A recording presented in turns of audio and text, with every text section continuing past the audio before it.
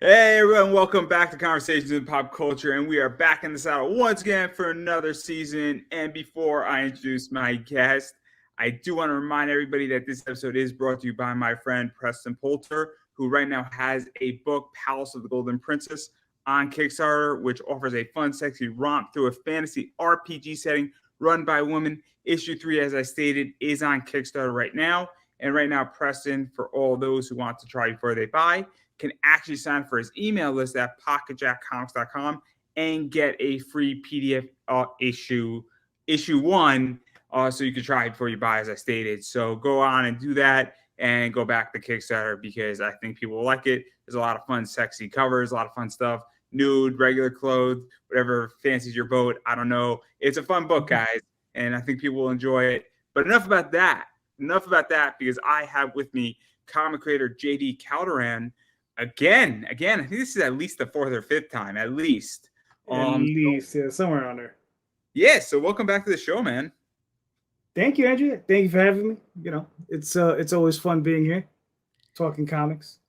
Yeah. You got a lot going on right now, and then you got a interesting book out there, Magi Grace, Sex and Monsters. So obviously some interesting stuff going on here, and so it's very different than everything else you have put out. So what is the basic premise of this comic? Okay, the basic premise is imagine H.P. Lovecraft mashes together with Bram Stoker, wrapped in an episode of Supernatural. And you have a team of you have Magi and you have Grace.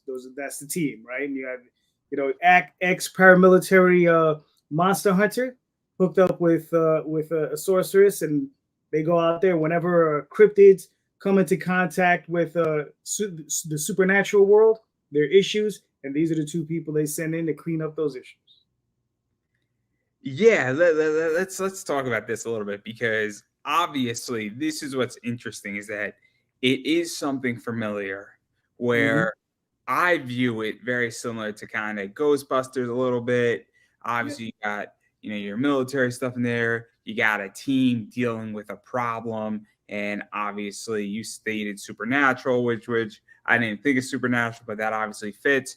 And so, what is that like to have those, I guess, basic blocks of familiarity, but then Mm-hmm. also make it a hot chick, have a monster in there, have sorcerers in there, and kind of add that spin into it, because that to me creates a very unique blend where I feel comfortable with knowing what I'm going to get, but I also am going to get something a little bit different or a step or two outside the box, if that makes any sense. So I think that's sort of what's going on with Kickstarter right now, is you kind of need both of those elements.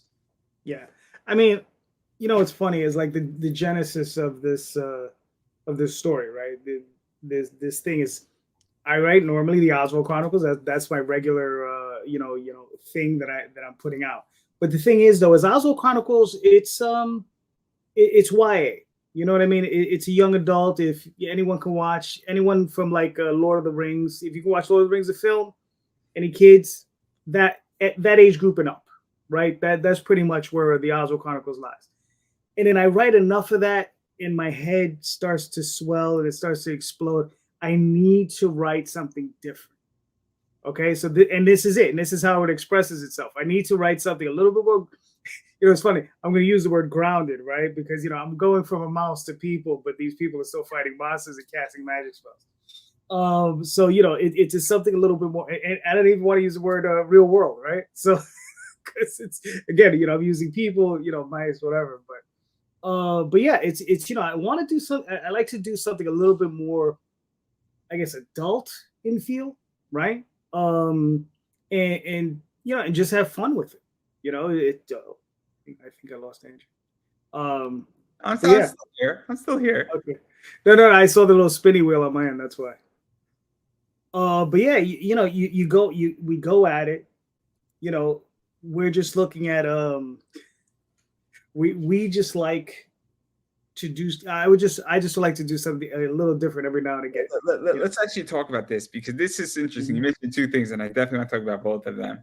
So obviously the grounded side and the adult side. So I find it interesting because this is one of the things as an interviewer, what I'm learning, and I'm actually going to be incorporating this a lot more going forward, is I like mixing in a wrestler. I like mixing in a cosplayer because it's great to talk to people in comics. It's great to do that.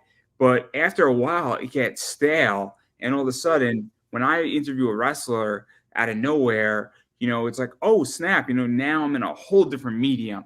I'm in a whole different, I don't want to say the rules of interviewing have changed because the rules of telling a story haven't changed from this to that. But what you could do in the story or the actual, I guess, structure.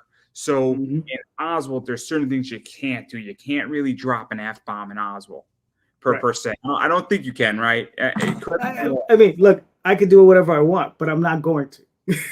And then it doesn't fit the story, is what I'm saying. It doesn't fit the story, exactly. Correct. But in this book, I think relatively you can drop an F-bomb and it fits the story. And so what is that like? Because I think it is important, to get grounded and also to say, look, I want to drop an F-bomb every once in a while in a comic, but I need an outlet to do it, or I need a story that allows me to use other parts of muscles that I don't get to use, if that makes any sense. No, it makes perfect sense. Because once in a while, you just want to flex different muscles creatively, right? So, I mean, the thing is, some people know this stuff, some people don't know this stuff. Back in the day, I wrote La Blue Girl, all right, which is based on some Japanese anime. And this was in the 90s, and it was an adult fantasy, ninjas versus demons, all kinds of tantric sex stuff going on. And I was hired by Central Park Media, who was around at the time, and they hired me to write 10 issues of this thing, and I wrote 10 issues of that series.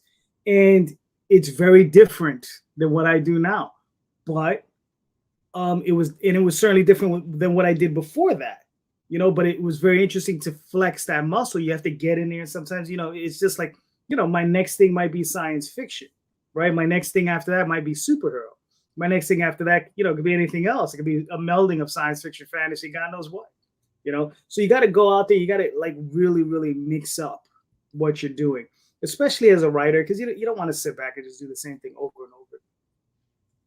Because I just think it's interesting. And what I find, that I don't know if you find this, is that, tomorrow I'm doing a wrestler. And then when I go back to comics, I feel like my brain, and this happened to me before when I was doing a wrestler, I went to a voice acting, and then I did 5 people in comics.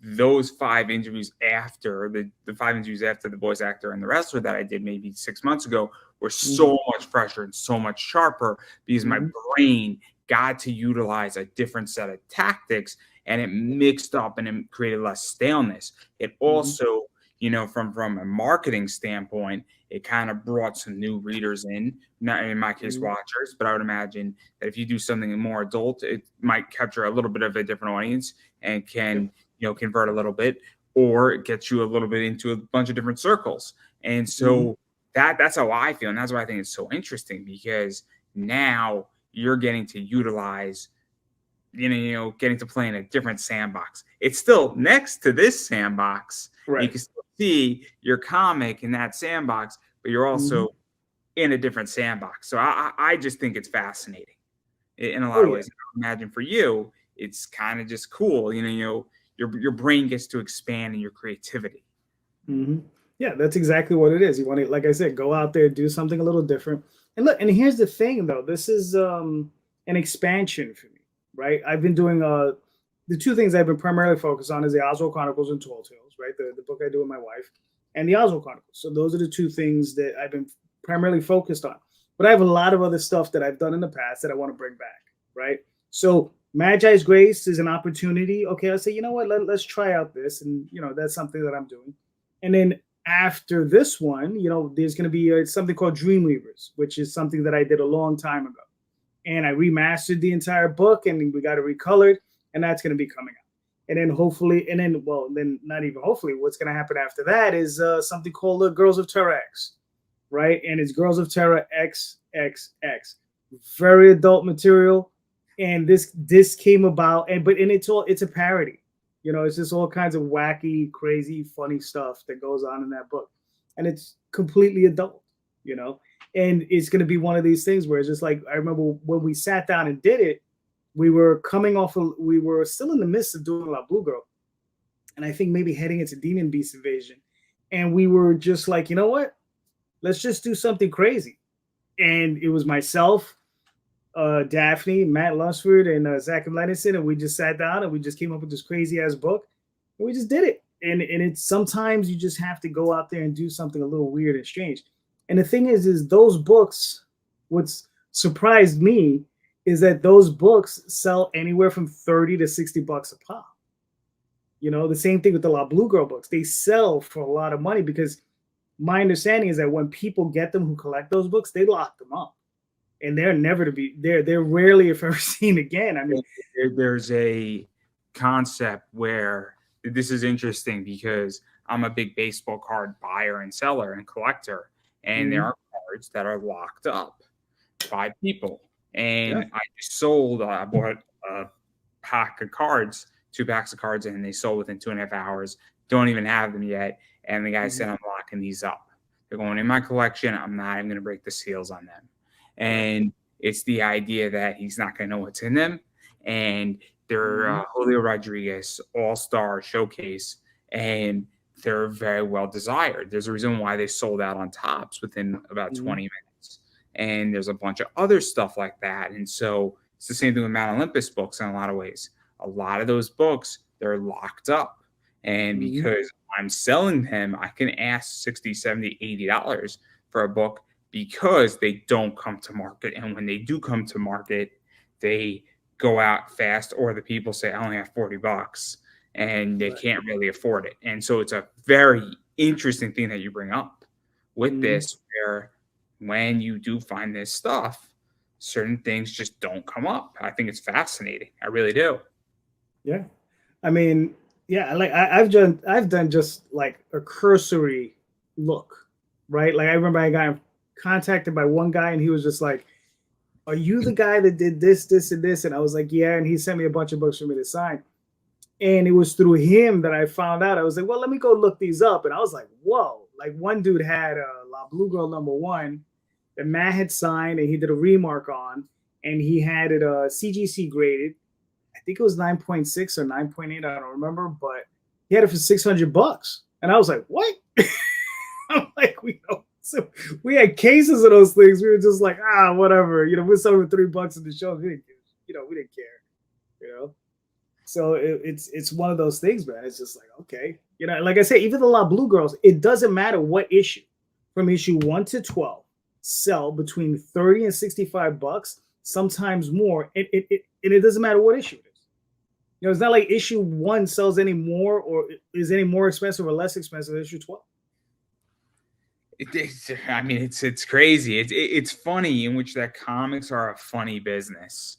Where, especially for me on the investing side, where this is one of the problems is that buying something today could have no value, but 20, 25 years later, it's now trading for $100. And then you got something today trading for $100, and in 20 years from now, it could be worth $2.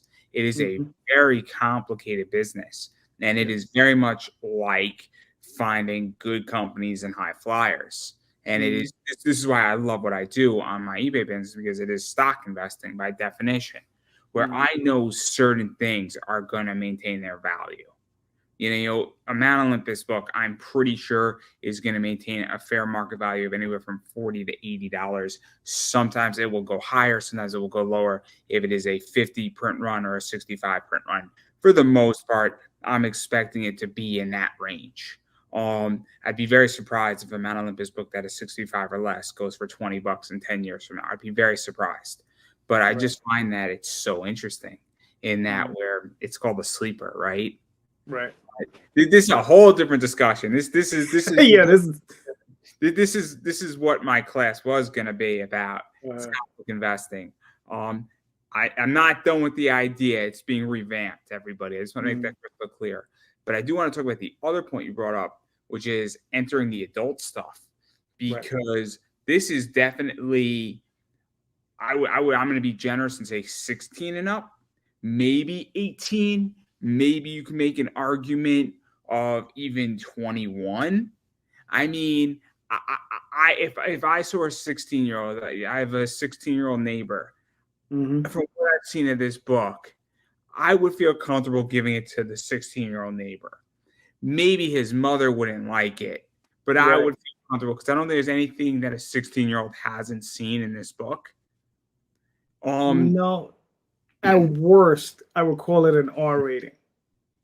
I think later on, some of the later issues might hit like a hard R though, like a 1970s hard R movie.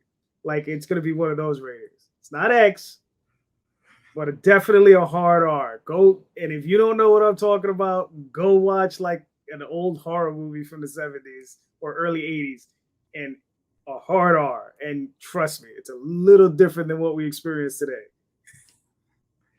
But what is this like to really enter this realm in comics? Because there's a lot of stuff that when you enter the adult era in comics versus an old age book or a more general book, or because there is a line. I think there is a line. I mean, there's not a line saying, "No, Kickstarter's making you market as this." No, but it's clear your audience becomes different. Where in a 18-year-old upper older adult book, you have a lot more freedom to show things. Where showing boobs is a lot more interesting. You could potentially insinuate sex. You could probably show elements of sex to some degree. You could also curse a lot more. You could throw gore, blood, other things. Punches don't have to be pulled as hard, meaning that if you had an R-rated Superman book, you could have Superman legitimately shooting lasers through somebody's head if he wanted to. Yeah. In a PG-13 Superman book, you can't do that. Mm-hmm. You could insinuate it, right? But you can't show it. So what is that like for you? Because the rules are different. Yeah, I mean, it's just a little bit. Like I said, for me, it's not so much freeing because I do everything I want to do with Oswald or even Tall Tales for that matter. But it's a thing of just it's just different. It's just a different mindset. You know what I mean? I'm going from this extreme fantasy. It's still fantasy that I'm dealing with, but it's fantasy horror, right? And there are those horror elements, and then I also have the human element that's also involved, and that's something that I haven't worked on in a while. So I was just like, you know what? Let's write some people, right? So it was very, very fun to do that. Just to sit back and say, okay, let's write some people and let's deal a little bit with their lives. Let's show what it's like for these people to deal with these situations. And that's, like I said, that's the fun part. And as the story goes on, it's a 4-issue limited series. This is the first issue of 4 issues. I think we're gonna have a great time with it.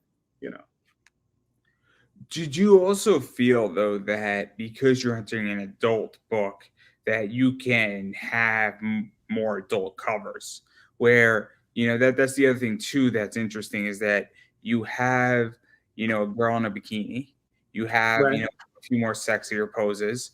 You also have, nude virgins, and then you have olive oil virgins, and then there's a bunch of stuff where in an all ages book or a young adult book, Oswald Tall Tales, I would be very shocked if I saw a nude cover from Oswald. It doesn't fit the story. No, it doesn't. With this book, her in a topless bikini fits the story. And so that also changes a lot of things. It changes who you're marketing it to. It changes how you can upsell somebody because now they want a regular edition. They want also the nude edition. Also, it changes where, I'm presuming at a con, you're not going to sell a nude version to a 5-year-old. I'm giving you the benefit of the doubt on this one. Right. Yeah. No. I'll bet you $1 million you're not going to do it. I think you'll happily decline my bet. Yes. But I'll sell it to their parents. Precisely. I'll sell it to their parents. They can do whatever they want after that. If they want to give to little Johnny, that's perfectly fine. But my point is that it changes your audience a lot, both on who you're aiming at and also the potential of how much money you could bring in. because we're in an era right now where I don't view Oswald and Tall Tales as bad girl art. This to me is definitely on the edges and touching into that genre and that style. And that changes an economic bracket for this book, both on Kickstarter and at conventions. Oh yeah, definitely. I mean, it's funny is like, it was definitely taken into consideration. It's like one of those things where it's just like, you know what, let's experiment. Let's see what we can do. Right. So, I mean, it's a thing of finding the correct artists. Right. So, I found Lena Dye and Elsie Freitas and Souza and the various different artists that I worked with. And it's like, just trying to find all the correct people. And look, I'm new at this. You understand? And the thing is, it was very, very fun dealing with these new artists, dealing with these new concepts, dealing with this new spin on it, right? And like I said, and even after this is just like moving forward with the concept and the ideas. You understand? So it's like, where can we take it to next? Right? Yeah, like this is just the beginning. Let's actually talk about that, because obviously you have your teams for Tall Tales and Oswald. You have artists. Obviously, you're not opposed to bring in somebody here, somebody there, if they fit. I don't think you have a problem. But here you have a brand new slate. And you also have something where you get to touch upon whatever you want to touch on. You could have a children's cover. You could have a naughty cover. You could push the line any which way you want to push it. And it's brand new. And so what is that like too? Because now you get to say, cool, I always want to work with this person, this person, this person. I always wanted, like, Lendai, I don't think would do well on Oswald, because I think her style it is very, very sexy by definition. Where, and that's not criticizing. I sell a lot of her books. Right now, I've made a lot of money off of her covers. A lot of money. Good. If I continue this way, she's going to be putting my kids through college. But not the point. That's a really, really bad joke because it's true. But anyway, the point is that this opens up a whole different position for you in a whole like left wing. You know. So like it's I would imagine that it's a lot of fun, but also it must be a little bit stressful, I would imagine too. Because here now you have a brand new slate and you got to put the team together. Well, the team is C. Michael Lanning. He's the artist. He's the interior artist on there, and he also does the main cover. E. Michael Lanning? No, he's my partner. He's my partner. You didn't get the joke. I'm sorry. It was too easy. Okay. Yeah.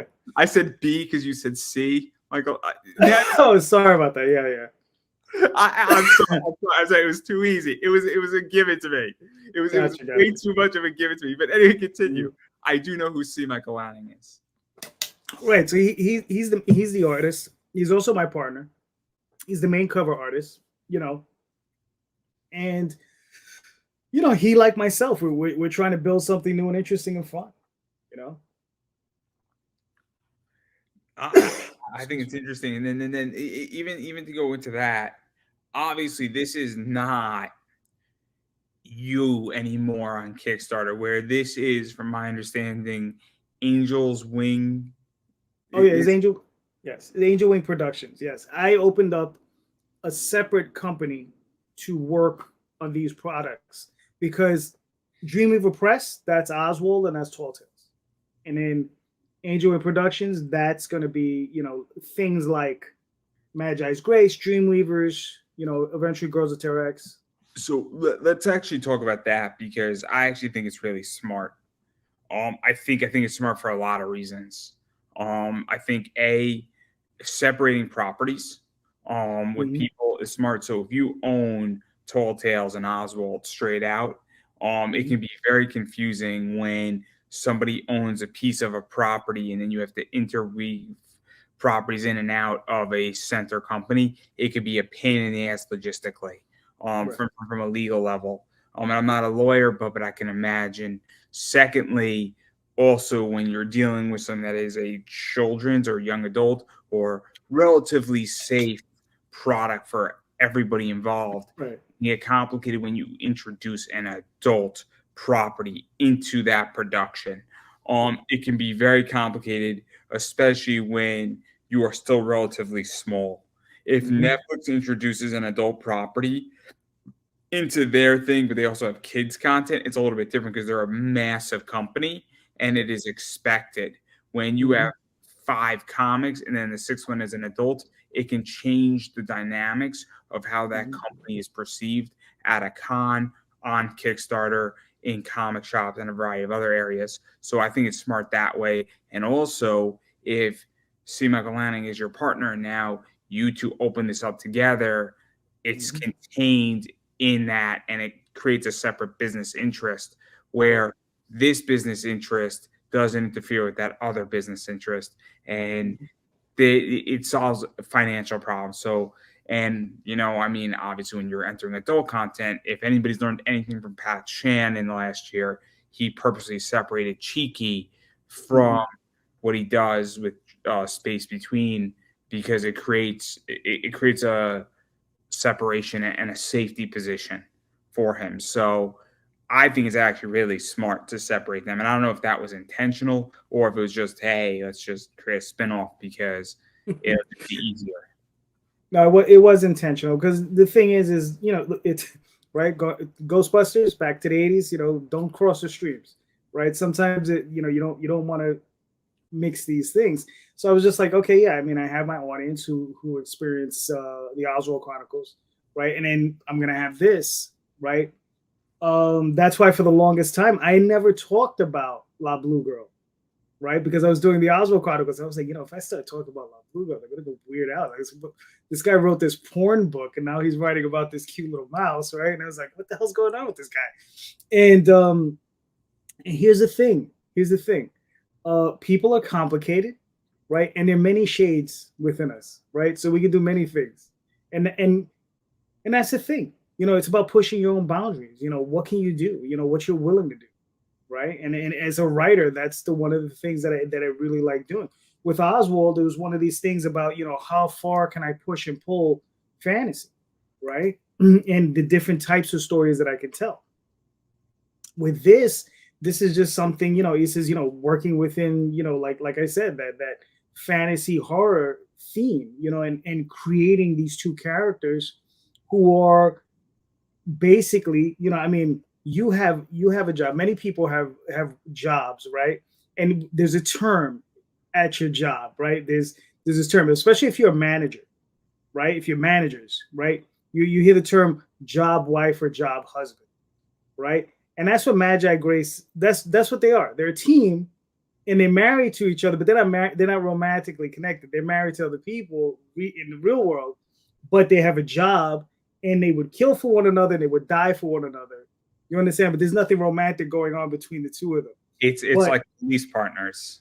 right, so it's that dynamic, and that's what I wanted in this. I wanted this weird buddy, you know, fun time movie thing where they're always in jeopardy and they're always doing stuff.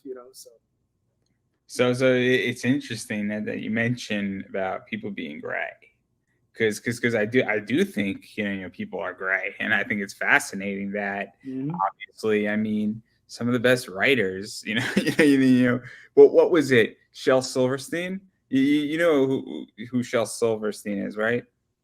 Can't say I do. No, He wrote the poem about like walking on the sidewalk. I mean, it's a famous poem for children. I might have read it at some point. I mean, I'm sure there's. So Shel Silverstein wrote this Mhm. amazing poetry Children's book poem. Okay. for kids, and every kid's read it. What other publication did Shel Silverstein write for? He wrote for Playboy. Right. So See. so go figure that one out, right? Where Mhm. you have somebody writing for children's books, and then Mhm. he's writing for Playboy, and he's an excellent writer. He's not even writing anything too graphic for Playboy, but you're writing for an adult male magazine Right. that is like the adult magazine.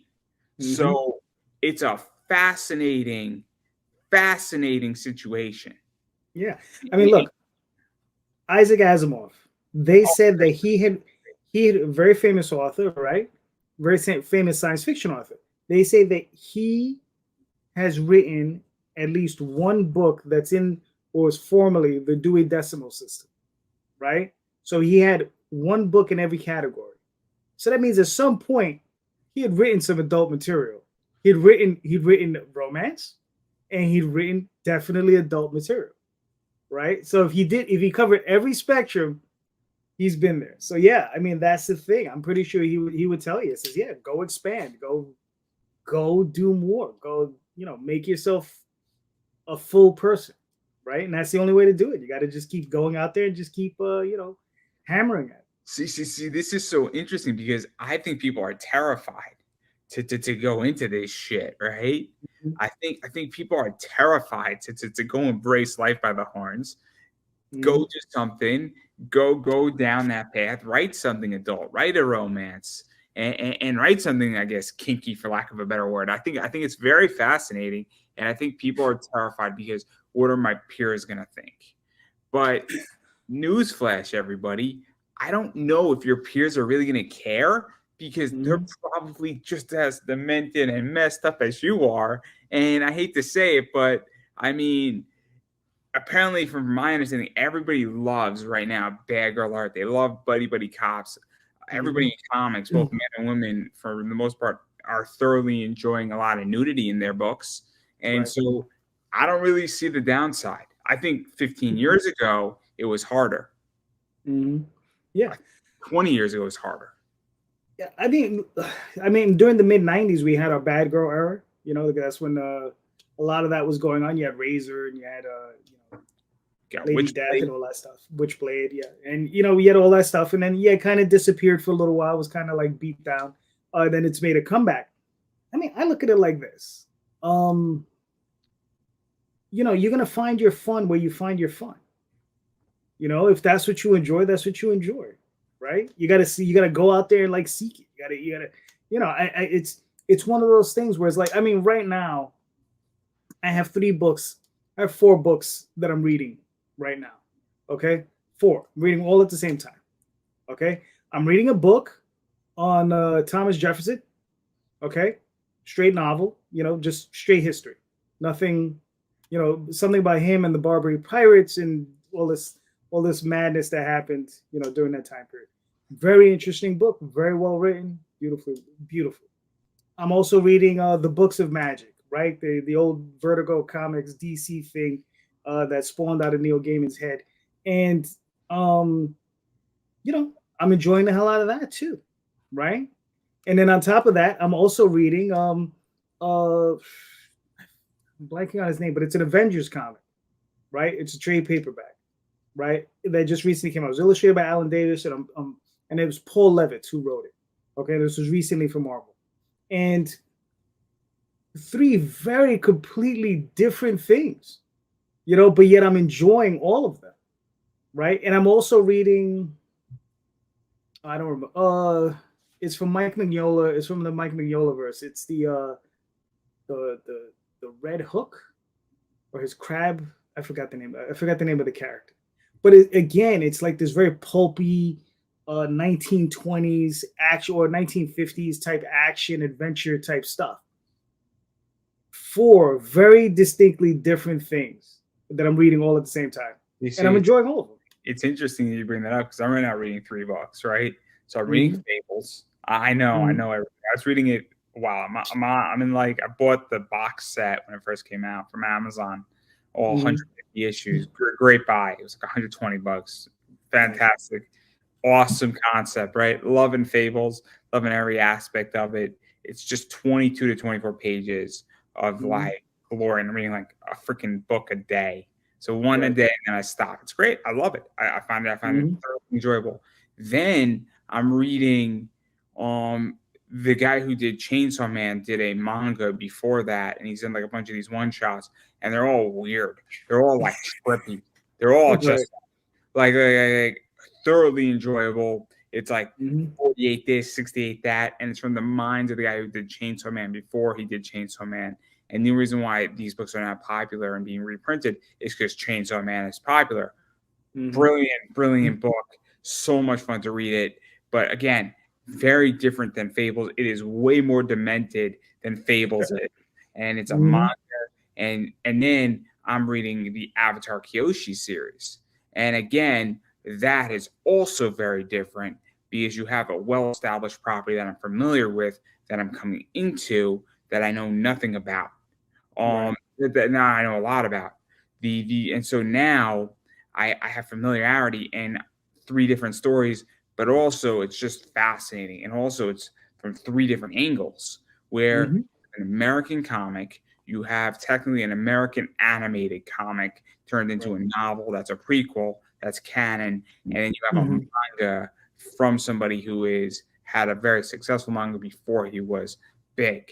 And so now it's just fascinating because I thoroughly enjoyed it, and it's all touching different parts of my brain too, which is insane because I got like that sick and twisted stuff and like complete dimension, fucked up shit in this manga. In Fables, you're getting a conflict. And then in the Kyoshi stuff, you're getting a coming of age story of some girl who's the Avatar who has been basically conditioned, despite wanting to be conditioned, dealing with a lot of stuff and having to deal with killing her best friend. Sorry to ruin it, everybody. It's awesome. It's an awesome book. It's one of like the best books I've ever read, which is insane. Well written. But anyway, continue. And what's funny is before I started the Thomas Jefferson book, I was reading Faust by Tim Vigil and his partner was blank on. But that came before the Thomas Jefferson books. I finished that because I bought the omnibus from their Kickstarter. And you know, if you want something absolutely demented, Faust is definitely the way to go. Well, I don't know this one. What is this? You've never Faust from Tim Vigil? I've never heard of it. Wow. I got no. I can't touch everything. It's not my fault. No, that's true. But it's one of he did okay. So Faust started the late 80s, early 90s, probably the late 80s, 88, 89, maybe somewhere around there. I'd have to check. I have all the original issues. I have the entire run. It's 15 issues. Okay. And because you got to remember, I'm 30.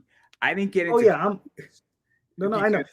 I didn't get. And you got to remember, I'm old. So let me finish, right? So I got into comics when I was 12, but I wasn't into comics. I was into graphic novels. So my first stuff was like Jeff Johns on Teen Titans, Batman vs Superman, like all that stuff from DC. When DC was doing all these like old stuff, and I'm like, man, this is really, really good, right?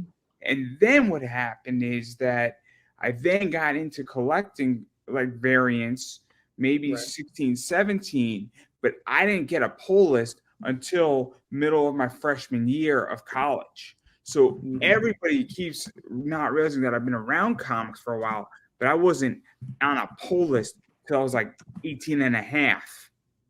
So that's why I don't know this, where I don't know any, like, and then I went backwards and forwards. Like I've been through the 90s with Nightfall, but like that's what's but like this is interesting because I don't know this. I mean, but I'm intrigued. I'm intrigued now. Okay. Okay, so Faust, I believe, came out 88, 89, somewhere in that area. I'm not really certain. But okay. All right. So like I said, I'm old. So I was there in the 80s, and there was a company called Silverline Comics, right? And I don't know if you're familiar with Tim Vigil's work at all, but does this incredible pen and ink work, right? And he started with this character called Grips, and it was super violent. This character he would shoot these spikes out from I guess a little thing he had on his wrist, right? And he was a vigilante superhero. and then he would have this huge saber or this huge spike that would come out of either hand.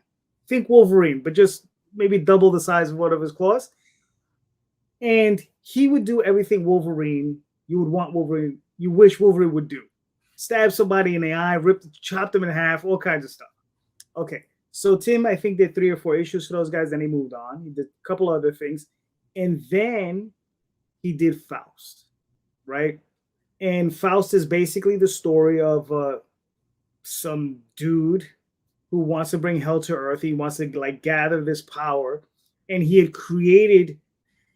put this other power in this other entity, right? And then this guy becomes Faust. He ends up with these 2 huge claws. And he was killed. He was brought back to life. And he has these 2 huge claws, this crazy superhero costume. And again, he's doing the stuff you wish you would have seen Wolverine do in the X-Men. And I mean, he's just chopping people to bits. But there's also a lot of sex. And it's not just normal sex. It's violent. It's just nasty and mean. But it's all in pen and ink. There's not color. You know, and Tim stuff is gorgeous. He draws grotesquerie very beautifully. So yeah, and I mean, you know, this is 18 plus, yes, you know, 80 years old plus. It's kind of like Alan Moore's Lost Girls. Beyond, I you know, it's funny. I think I have one issue. I think I might have read it. Maybe on the sex side, but on the violence side, I'd be hard. Yeah, Alan Moore's Lost Girls isn't violent at all. No, but that's what I'm saying. I'm like on the sex side, I'm pretty sure it's pretty much on par. But I'm talking about, but as far as violence is concerned, there's very few comics that I can think of that are as violent as Faust. You know, crazy. Yeah, that's insane. Yeah, and then what happened was, the series had been done so they had done pretty much issues 1 through 12, right, within like I don't know, 5-6 year period, and then a period had gone by, and then they finally did issues. I'm probably off. It might have been they did issues 1 through 10 in a period, like a 6 or 7 year period, and then 5 or 6 years went by, and then they finally released like 10, 11, 12, 13, 14, and 15, something like that. And those last 3 or 4 issues are very hard to find, and they're very expensive because the initial run, they were printing, I think, 10, 15, 20,000 copies per issue. So there was a lot more of them out there. But those last 3 or 4 issues, I think their runs were like 3,000 or 4,000, maybe 5,000. So they were very hard to find. And Tim finally got together with his partner, and they finally did a Kickstarter, and they released an omnibus. And it was, I think, $125. They did a limited edition of 777 copies, right? They sold out, and they had a 60-day campaign. It was insane. Like, they sold out. They had that and maybe like 10 signed things, and so completely sold out. They raised over $100,000, right? And they have 45 days left to go. And you just had to sit there and wait. It's just like, it was nuts because they had already set the number. But Black Mask Studios, which is a regular publisher that you can find at Diamond, they're releasing, I guess, a direct market version of the omnibus. So if anyone's interested in getting it, you can still get it. Yeah, because it would be really, really dumb if they didn't have a regular edition. I mean, that would just be leaving money on the table. Like, yeah. Because not everybody wants to go and spend $125 for an omnibus, and also if there's only 777 of them, guess what? You come across it on day 14, you're out of luck. Like, it's kind of not a good thing. It's not a good thing. No. You have to hope someone drops out and you can pick up a copy. Because I've seen people say this, oh, somebody dropped out, poof, I got one. You know, because the fans of this book were rabid. I've been waiting for this omnibus for like 10, 12 years. I asked Tim Vigil himself in Florida one time, I said, yo, when are you ever going to do a compiled issue? a compiled book of this. He was like, oh, and I was like, dude, you can raise a ton of money on Kickstarter. He said, you think so? I said, yeah. And and then he did it many, many years later.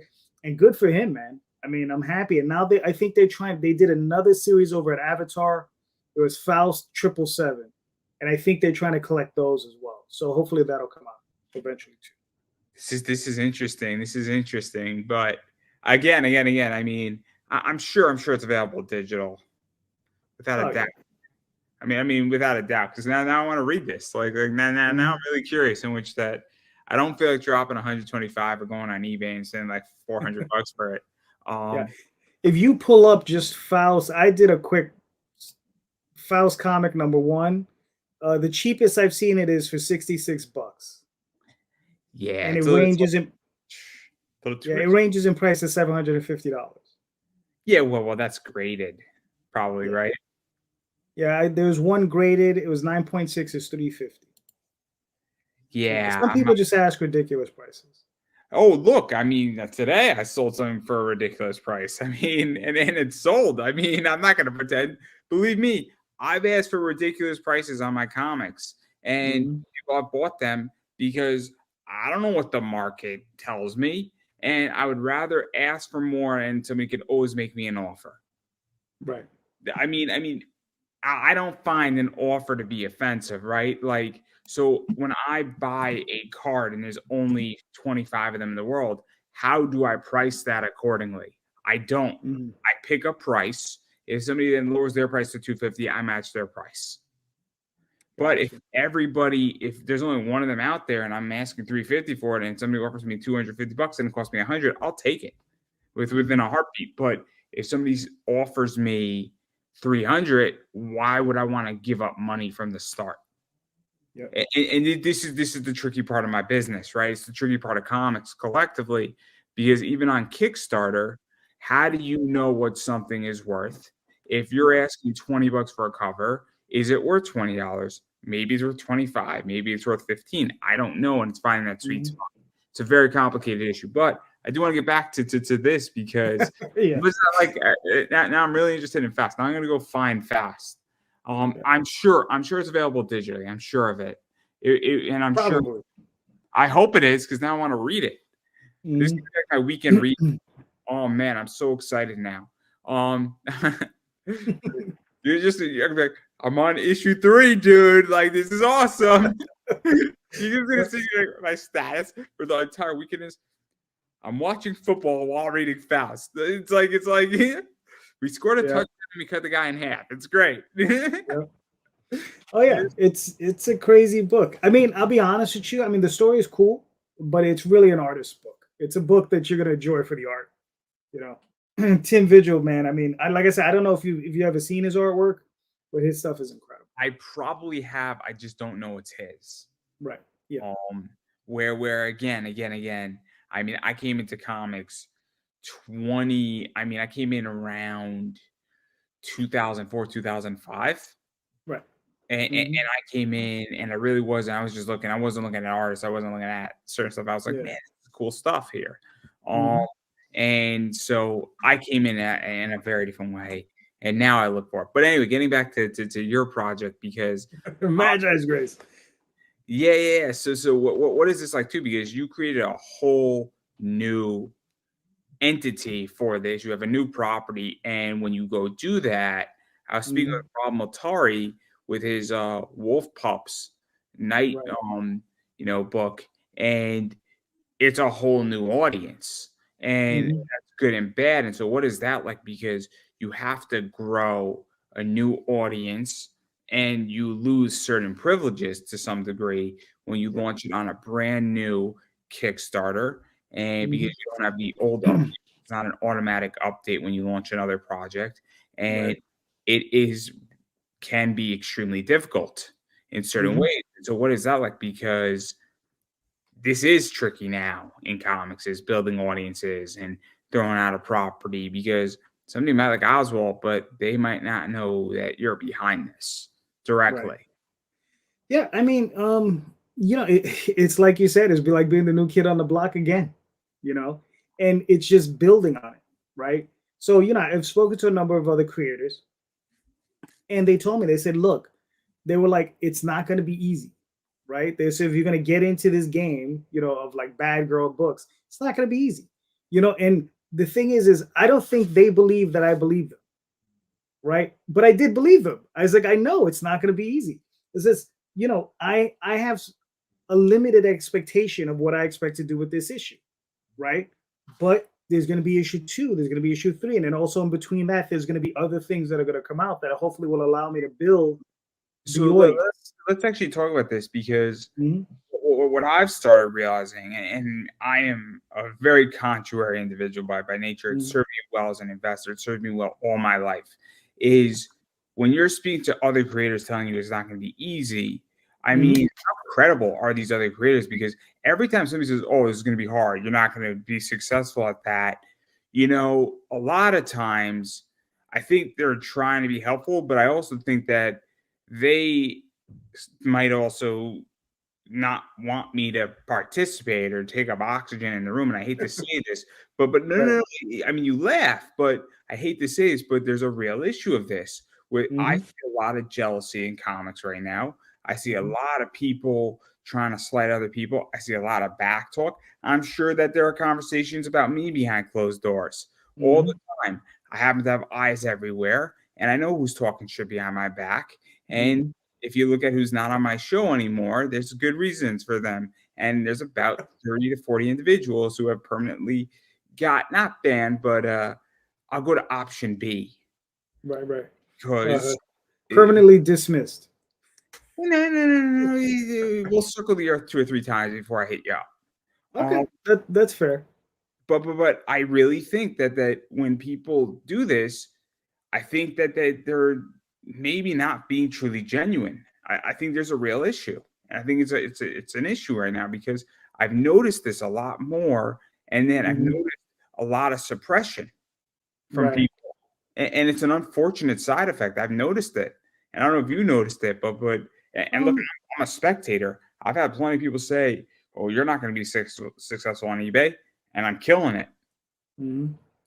Well, I mean, look, I can't disagree with you, right? But the thing is that Oh, I mean, you could say it was from somebody who was credible, and no. I do think the advice was credible, and I do think the people that gave me the advice were credible.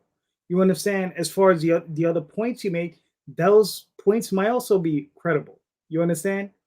But it's like, here's the thing though, is that's just my viewpoint. So again, it's nothing where you could say, look, we'll use JD Rosario, in which whenever JD gives me advice, I find that advice to be credible.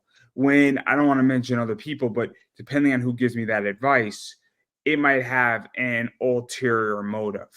Does that make sense? So now, of course it does. if I get advice from 20 different people and 10 and 5 of them say, hey, do this, or someone says, hey, Andrew, maybe you should test the market with this person's book and only buy 15 of them. That's really good advice, right? This is Andrew, buy 50 of them and they've never run an eBay store. That advice is incredible. Or if I get the sense that they want me to fail, that's what goes on. So it's then the reason why I bring this is that I know there are people who want me to fail. And I hate to say this in comics, I've seen it a lot more, where I know people who bet against people's Kickstarters without a doubt. Yeah. I mean, I get it, but what's funny is my view on it is this, is that it's on me, right? It's not on them. If I fail or I succeed, that's on me, right? And no matter what they say, no matter what they do, whatever. You understand? Karma is karma. It's a bitch. It's gonna come back and it's gonna bite you in the ass at some point. Right? I mean, I think that anybody who bets against the Kickstarter failing is a horrible human being. By nature, I mean, I think that if you say, "Oh, this thing's not going to make it, this thing's not going to happen, but this thing is in for a rough ride," I don't want it to fail, but it looks like it's going to. But if you're saying, "Oh, wow, it's going to fail, I'm going to enjoy watching it fail," that's terrible. That's terrible. Yeah, that's just an asshole. That's just someone being an asshole. I mean, but like I said, man, I mean, the thing is though, is like, in talking to anyone, I'm like, look, it doesn't really matter what you tell me, once I have my mind set to it, I'm going to do it.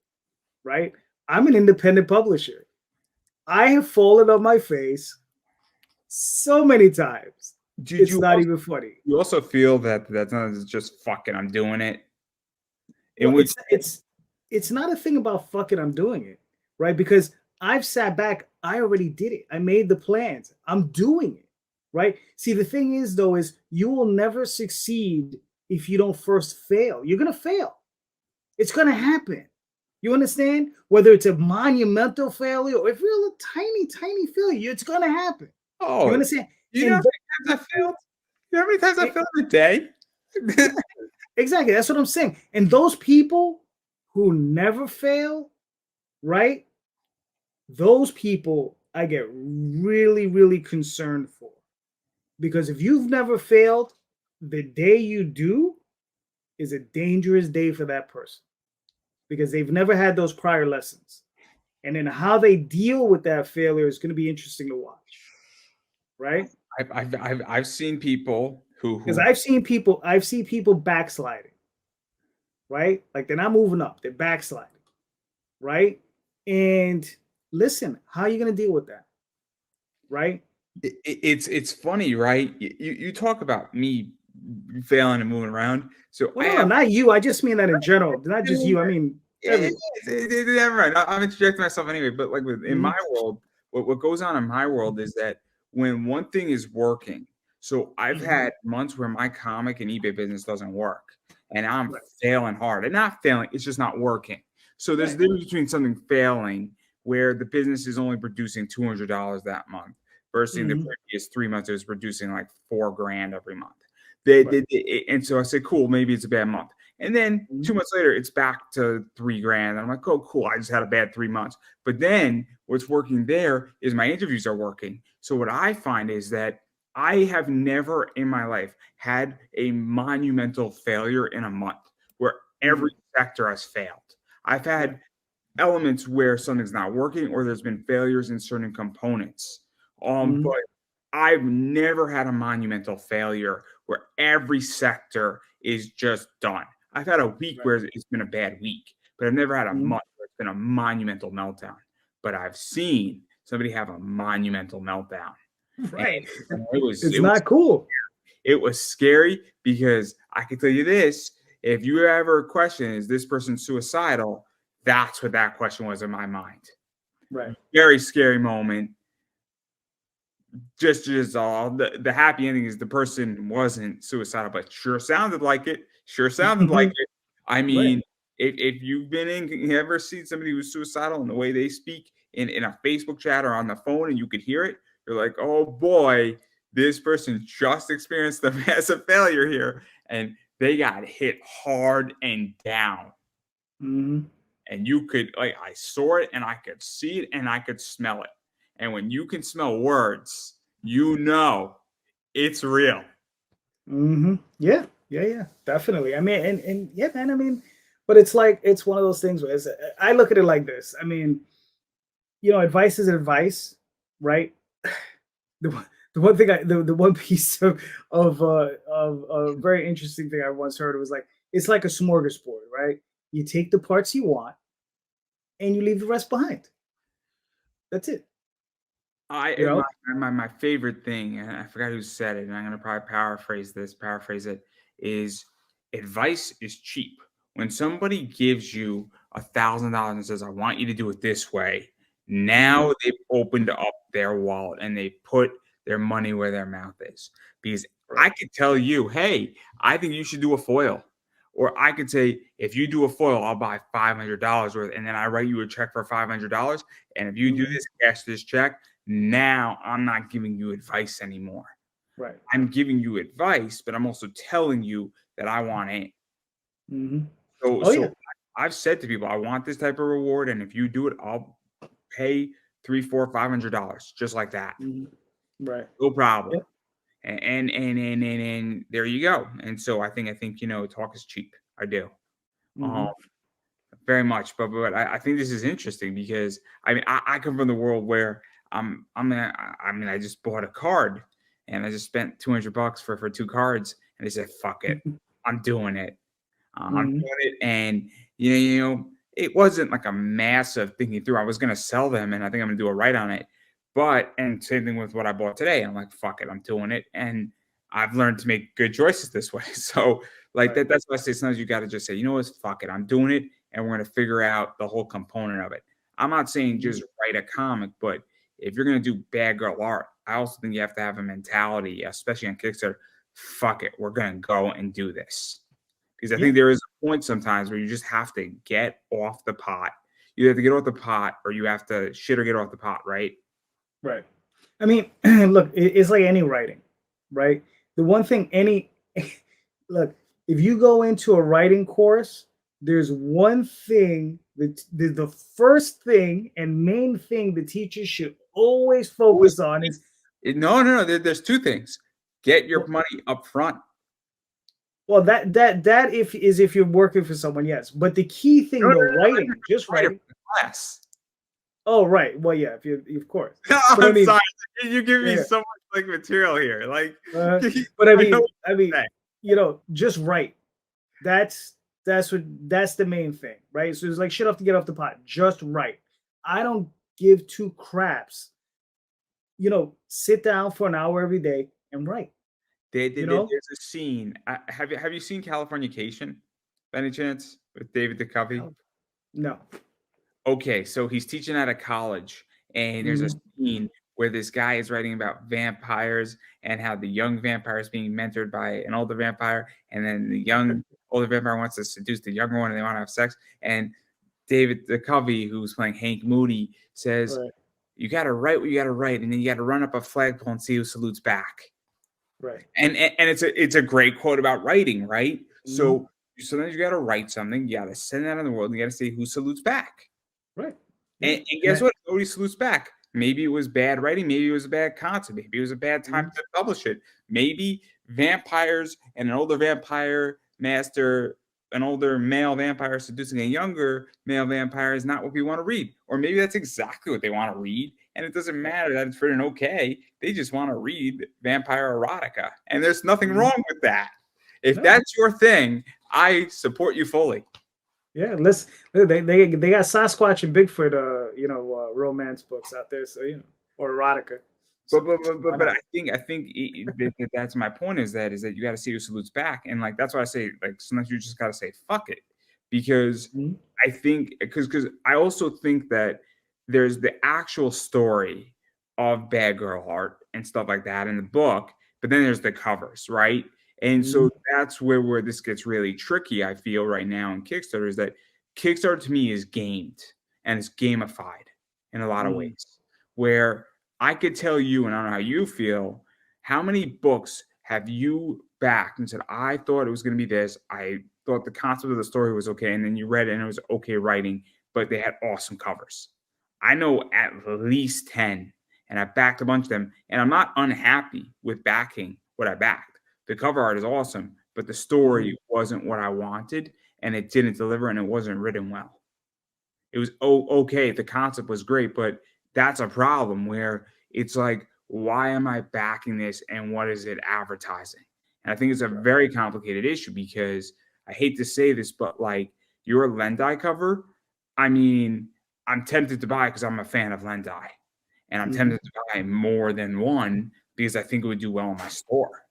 Because I already have a bunch of her covers, and I know there are clients because every time I put a Lendai cover up, there's somebody who wants to buy it. Right. Gotcha. And so now this presents a very unique question for me is that the driving force when I put a Mount Olympus book is not Patriotica, it's Lendai. And so Gotcha. it's really interesting. And so I'm very curious how you feel about that because that's where I think where we're at with Bad Girl Art right now is that it's a very complicated entity. And I mean, look, if that's your business model, God bless you. I'm totally cool with your business model. I mean, Not you in general, but right. sphere is if your business model is I have a good story, it's a fun story, it's better than good, it's a great story, but also I have sick cover art that pushes me into the $10,000, $20,000 range or even gets me 8 to 9 grand, and my book and these covers are going to cost me 7 grand to do it with a little left over, and then I could do the next one, the next one, the next one, and this model gets me to 10 to 11 to 12 or 20,000. I get it, but like that's where this is complicated now, because I think that the market is manipulated in that realm. It is manipulated. The problem that I see is that there are players within the sphere that whose books I've backed just out of curiosity to see the type of material they're producing, and I've received these books, and these are for some fairly high-end creators, and who raise a lot of money, $30,000-$40,000 plus, and these books are not very good. And I'm talking about the interior art was not very good. The writing was atrocious at best. Do you think the concept was bad too, or do you think the concept was great, just the execution was poor? To be honest with you, a concept is nothing without execution. Doesn't matter what it is. A concept is a concept. I mean, it doesn't. So I'll throw a concept to you. I love military historical stuff. So I was reading a book by the Navy Press Institute, which is the a Navy/private organization that does comic books, military organization. Right. Awesome publisher, brilliant. I had a good relationship with them, and I still do. It was a pleasure to write reviews for them. So it was a pleasure. But there was a book about a group of Holocaust survivors in England, and they hunted down former Nazis and killed them. And that was the whole book. That concept is awesome. The execution was great. So this is what I talk about when I talk about concepts, is that you could have that concept and say, man, that concept was great. Brilliant concept, slam dunk concept. The execution was poor. So I can separate a concept personally from execution. Now, maybe there was like 2 or 3 pages in that book that were rough, right? But the concept combined with solid execution and solid art pushed it over. But I do think the concept alone really was driving in that book. Okay, so, I mean, that's fair. I mean, my thing is this: we've all heard the concept of good versus evil, right? But that's very basic. Well, it's a concept. It's a basic concept. I'll back off a little bit. I can see ground. But I'm just saying it's very basic, right? And you can window dress it however you want, but it's how you execute that, right? How you build on that concept, right? That you can, flesh it out and do all sorts of other things with it. But that's all in the execution of it. That's why I say, like, the concept stuff is cool. It's just it's just how you handle it. So did you think that in those books that are doing that, did you think that it's marketing? Do you think it's that also name recognition? Do you think it's trust? Because this is my issue, is that at what point does, I guess, everybody say this book was shitty? like I don't know how to you and me are both kind of laughing and smirking a little bit, but like this is a real issue, right? Where this is an issue in comics at the moment, where how do I figure out what is good, what is bad, right? I mean, look, I back somebody's book, and we don't name people's names because there's no need for that. There's nothing for me to gain unless I have something positive to say about somebody. But my point is that it's after issue 2. I was like, I just spent $40 and we got another 4 issues of this shit. No, thank you. I'm outie. And like I get that your main character is a bitch. I don't need a whole issue to determine what a bitch she is. I get it. You could have done it in 4 pages and we could have moved on. Okay? Well, I mean, I think Stan Lee, I don't know was it Jack Kirby? I don't remember the artist. It might be John Bacino or something. But I think they got Iron Man down in 1 page, or was it 2 pages? So they got the whole concept and his whole origin story done in 1 or 2 pages. So, I mean, if they could do that with Iron Man, I think, you could convey the idea that this person is a bitch in much shorter time span than 2 issues. With Iron Man being an alcoholic, and he could have 4 pages, and I'm fine with it. He deserves at least 4 pages. I'm okay with that. Give him that what, like 60 years? He could have 4 pages. I'll pay for them, Marvel. Don't worry, Mhm. guys. I'll eat the Yeah. fat on that one. But my point is Right. that, like, I don't like this is where it becomes complicated because I think what you're doing, what I've read of your book, you know, it's decent. It's a decent story, right? And this is where this gets tricky because, and look, you know, I'm a free market capitalist, but I don't Mhm. see things changing. Where I see the big names producing, because I agree that there's a problem where some of this stuff is inferior, and then guess Mhm. what? I don't want to back it again. And, Right. and yet I don't see how people are backing it again unless they're buying it just for the covers. Mhm. And then Honestly, that's just art collecting.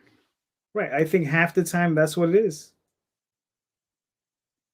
I think half the time that's what it is. It's just people just backing it for these. I mean, look, they have a lot of them have beautiful covers on, and it's just like, oh, well, that looks really really nice.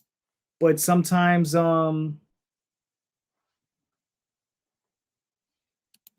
sometimes that's all it is. Don't mind me. I'm sorry. Somebody trying to do something here. But yeah, I mean, sometimes you just have these fantastic looking covers, these so-so books, but and you have these really big names attached to them, and that's the part where it's just like, ouch, right? Where you have like this name that should be trusted, and you're just kind of like, what's going on? There's like a disconnect. You should know it by this point to make a better quality book, but they don't, and that's to me is the stunner, you know. Because I mean, I'm sure that you've backed stuff from big people. I back stuff from big people. I also don't get why. I'll back something from somebody who's small in their first campaign, and I'll get it in 3 to 4 months, right? Mm-hmm. And I'll back something from a big name, and it'll take me 3 years. Right. Yeah, I've had that happen. I've backed some small guys and I've gotten them back in 4 years, but, but it's just weird like that. But yeah. But no, I know exactly what you mean. I mean, that part, that is what it is. It's funny. I tell people this because Daphne, my wife, she gets mad about that whole subject. Like, oh, I put down this money. They took my money, and they have yet to deliver. It's taken them 3 or 4 years to deliver, and they put up this post where the artist said they don't have time to finish it, and this, that, and the other thing. They get mad. I tend to like back things and forget about them. I mean, like I don't know how many projects you've backed. I'm well over 300, right? I'm considered a super backer, so I'm well over 300. And every now and again, I'll get a random package of something that I supported. That it's like, oh, look at this. I said, oh, I, I've gotten packages that I forgot that I supported the damn campaign. Yeah, Where see, I've opened it, I'm like, oh shit. I'm so different. Yeah. I'm so different. But also, I'm becoming a lot more selective. I hate to say this, but I Mm-hmm. am really picky right now. For Right. a lot of reasons, I spent a lot of money on comics. Um, Mm-hmm. I've legitimately in the last 8 months spent a little.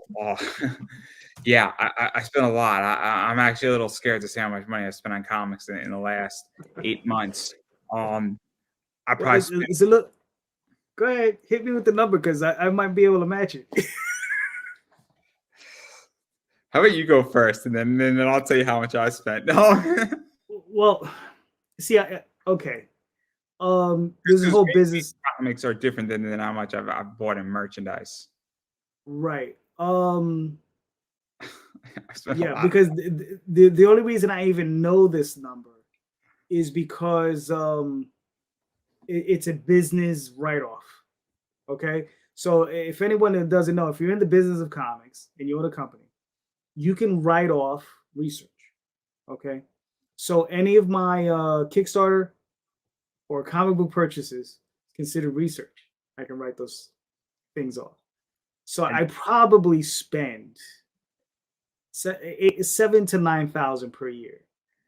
in the last 8 months, I spent probably about 25,000 Okay, but you're doing it for a resale though. resale. But Yeah. but but but but but on a business, the way it works on a 1099K, which I'll get. So if I buy a book for 20, I pay only on the capital gains of it. Right. So Which makes deductions. I also, if I buy books on research, I buy books on business, I buy mm, other things. Also, if I need to develop a relationship, also mm, there are other things that happen because I have a business. Just yeah. because I'm a sole proprietor doesn't mean I don't have a business. Oh no, So no, of course not.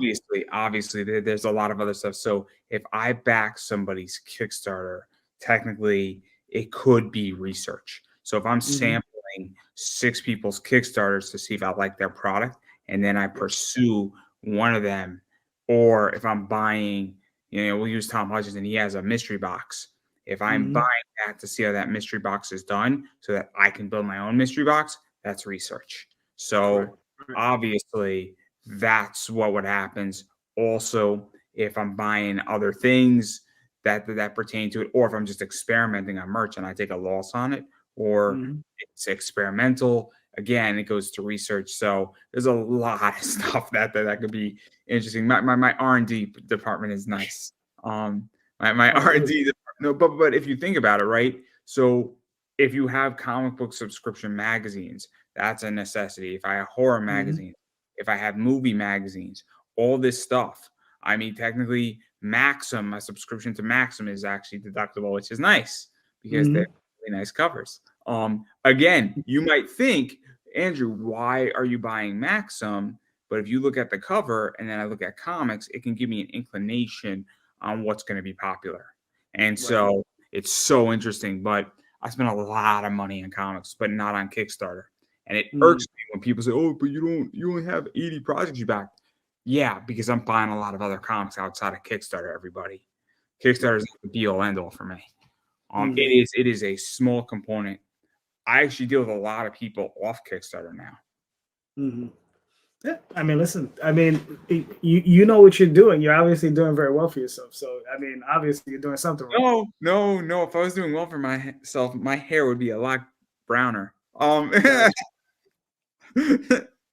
My hair is very gray on the sides. Mm. I don't know if anybody could see. Don't worry about it. I got a bunch of that too. It's okay. You know, it This starts to. many nights of not sleeping because you're like, Mm. what the fuck did I just do? Yeah. Get into a few car accidents. See what that does to you. Yeah. We're not there yet. We're not there yet. Um, Yeah. trust me. I don't want to be in a car accident anytime soon. I just Mhm. got out of a pretty big situation. I am not interested in getting into another one. Um, but I mean, I just think I think it's so gamed right now, the whole space. And Mhm. to me, I understand that the space I'm in is also gamed, where I saw a lot of variants. I get it, but I'm also like, this is kind of getting out of hand. Mhm. I mean, yeah. So yeah, let me ask you that I know you had told me in the past that you work a lot with Zenoscope, right? Selling a lot of their product, right? Oh, I am very out of that deal. Oh, okay. All right. All right. You But I mean, you could ask I'm a good question. I'll still well, answer. well, well. The question is like, I mean, do you think the whole variant cover thing is getting out of hand? I do. I think it is due for a correction. I Mm, think what happens is that so I'll be honest with Zenoscope. I have a good relationship with them. I like their stories. I read a mhm. lot of their stuff digitally Okay. now because I have a comicsology and a lot of it's there. It's maybe 2, 3 Mhm. months behind, but Zenoscope has a huge library. So what do I care if I'm 2 or 3 months behind if it's gonna Right. cost me $6 on comicsology, right? Mhm. It's a matter of space and it's a matter of great. I don't really need cover C or B or E, but I want to read Grim Fairy Tales, right? Or I want to read Mhm. Oz, or I want to read something cool. I read an omnibus. I'm sitting somewhere, doing something. I'm in PT. I can read it on my phone. It's great, right?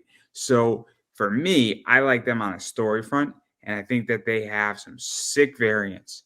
But I also think they have a bunch of variants that don't move right now, and I Right. think that they have a divergence. So they do a really good job with their Ketchum covers. I think Mhm. those are fantastic. But I also think that anybody who Now, wants them can get them. And that's the problem, is that they're not as exclusive. So this is where it's coming down to, is that if if you print 400 copies of a book, anybody who wants a Pokemon book from Zenescope can get one. So it's not really a tradable asset. It's fun if you're a fan, and eventually they will all sell. So it's good for the company. It's not good for somebody like me. Now, you say Catch 'em cover? What is that? It's a Pokemon cosplay cover. You got to catch them all. Right. Okay. I get it. So I mean, I don't even know, dude. Like that's all new. Like what? Please This is elaborate. I gotta hear this. This is not for you. So I'm a huge Pokemon fan. A lot of people are my generation. I grew up watching Pokemon. I have serious connections to it. I've interviewed a lot of people from Pokemon, and it's awesome. I mean, this is my jam, right? I love Pokemon. My generation, this is our thing, and this is our kids' thing. I'm giving out. I mean, on Halloween, I'm giving out Pokemon cards. It's awesome. Nice. I'm gonna be the coolest house ever. Like, I'm gonna give out candy and Pokemon cards in the same bag. You want a Pokemon pack? Here you go. It's awesome. The point is that they're Halloween Pokemon cards. It's dope. It's dope as fuck. But the point is that my whole thing with them is that, but then they have other books that just fly off the wall. And so with Zenescope, like some of their medals in their Zen boxes, which is a mystery box, they're just not good. They don't move.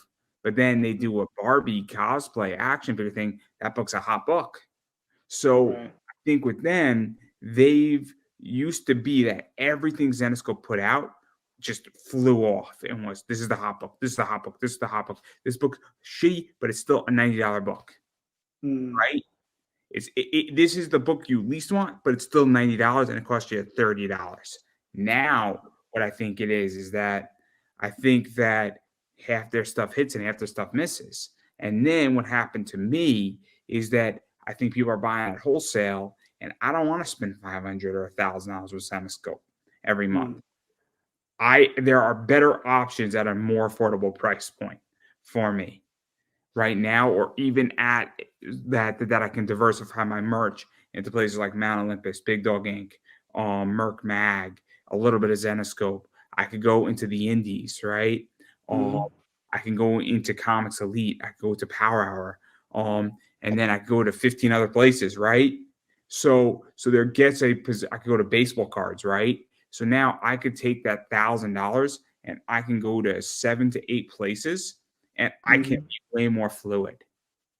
And because I can be way more fluid, I can make way more money. Today, I bought a $100 item, 2 packs of Julio Rodriguez baseball cards, and I sold them within 2 hours and doubled my money. If I was in a contract with Zenescope, I would not have that fluidity. Now, the question to you that I have is for Zenescope, do you think it's the quality of the covers or the fact that there's more accessibility to those covers that's bringing down their market? I think that they increased their print run on certain books, which doesn't help. So they had Zen boxes that were 150, now they're 200. So that's a 25% increase, if I'm not mistaken. That's a big increase. Then they did their Catch 'em covers initially for $350 for $20, and then they raised it up to $375, and then they did it up to $400, which is a 12.5%, I think, and then another 12.5% increase. So that doesn't help, right? And some of them are great and some of them are not great. I hate to say that, like some of the covers just aren't great. And it's not that they're not illustrated, it's just the subject matter. So I'll give you an example. Scyther from Pokemon is a badass Pokemon, right? Articuno is a badass Pokemon. Abra is not a badass Pokemon. Like, I don't know how to explain that. Like, Pikachu is a badass Pokemon. Squirtle, Charmander, and Bulbasaur are more popular. So naturally, those covers fetch more money. So I think that's part of the problem. And then I think sometimes the cover just doesn't hit. And it's not because it's badly drawn. It's just not a good cover. Like, I don't know how to explain that. Does that make sense? That something could be well illustrated, done where the artist didn't fail, but the concept of the cover sucks. Right. If you put geometric shapes on a comic cover, you could have it done beautifully. It could be the best geometric shapes ever, but it's just a shitty cover. Like it's not drawn shitty. It's just that the concept doesn't work. If the book is about murder, does that make sense? I feel like I'm explaining something that's so obvious, yet it's so not. Because, it makes perfect sense. Yeah. I mean, it's look, you're gonna want to hit on the thing that's popular now, or the thing that's popular, right? So like there's how many Pokemon are there? Oh, there's like 900 of them. It's insane.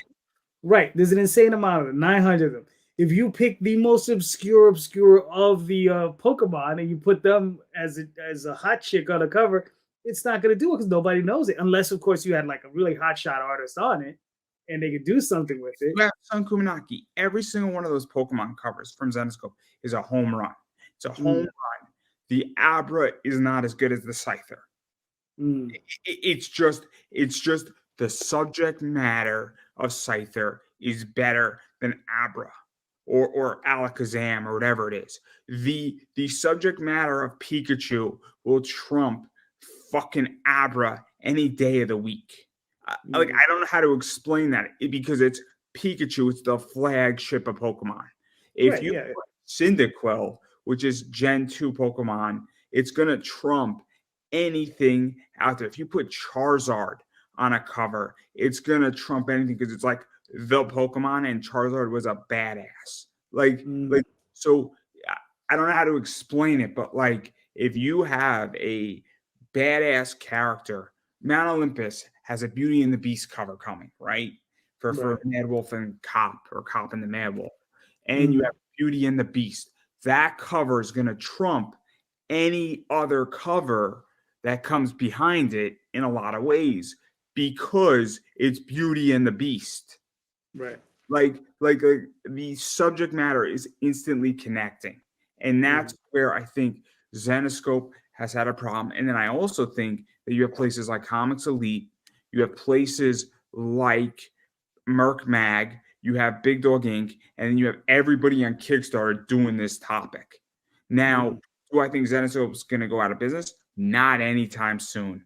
Zenoscope's going to be here for another 20, 30 years minimal. And also, these covers, the thing is that they could be not moving today, but in 6 years from now, they could be moving hot because old Zenoscope moves. Zenoscope from 10 years ago moves at expensive rates.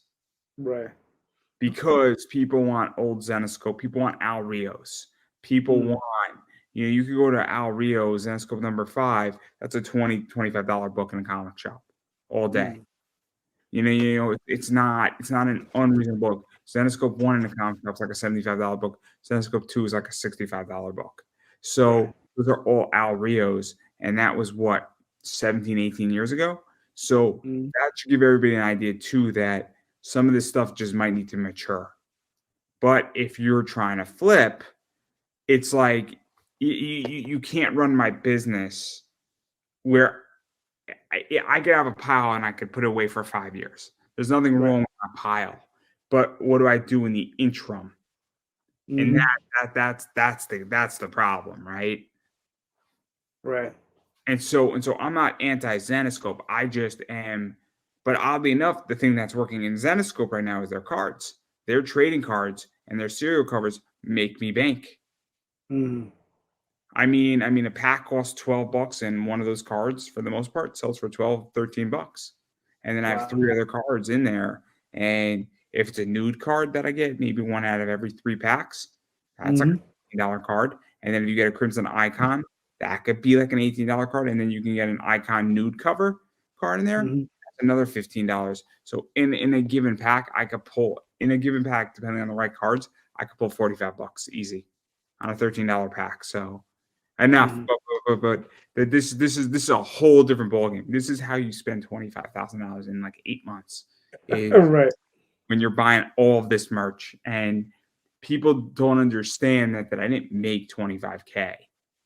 I made a good amount. I'm making a good amount of money. Not all of it's sold, but I will have a very. My margins are 26 to about 32%, give or take. On average. Just decent margin. Oh, it's I mean, pure profit. That's after I pay everything that's paid, pay my taxes. I pay for the Mm. item, pay my taxes, eBay Oh, okay. fees and shipping. I mean, that's really good. No, that's really good. Yeah. Hmm. So everybody understands how to measure real margins. Hmm. Um, I'll probably put up the link. There's a report by the Stern Business School, NYU, and they go through every industry's margins, their net margins, and their gross. That's Hmm. the way to measure it. And then secondly, the way you measure business profitability and things is S&P. The S&P does about 11%. So if you're beating the S&P by 10% or more, you have a really good business. And I understand that if I was doing $1 million, it would be better to measure my business on $1 million basis. Hmm. But even at the basis it's at right now is pretty good. I don't know what this business looks like at 200,000 because that's a different problem in a different way. But Hmm. at an $80,000 to $90,000 business evaluation right now, it's not bad Hmm. No, not at all. Not at because I all. have a day job, and that's why this is so lucrative. Hmm.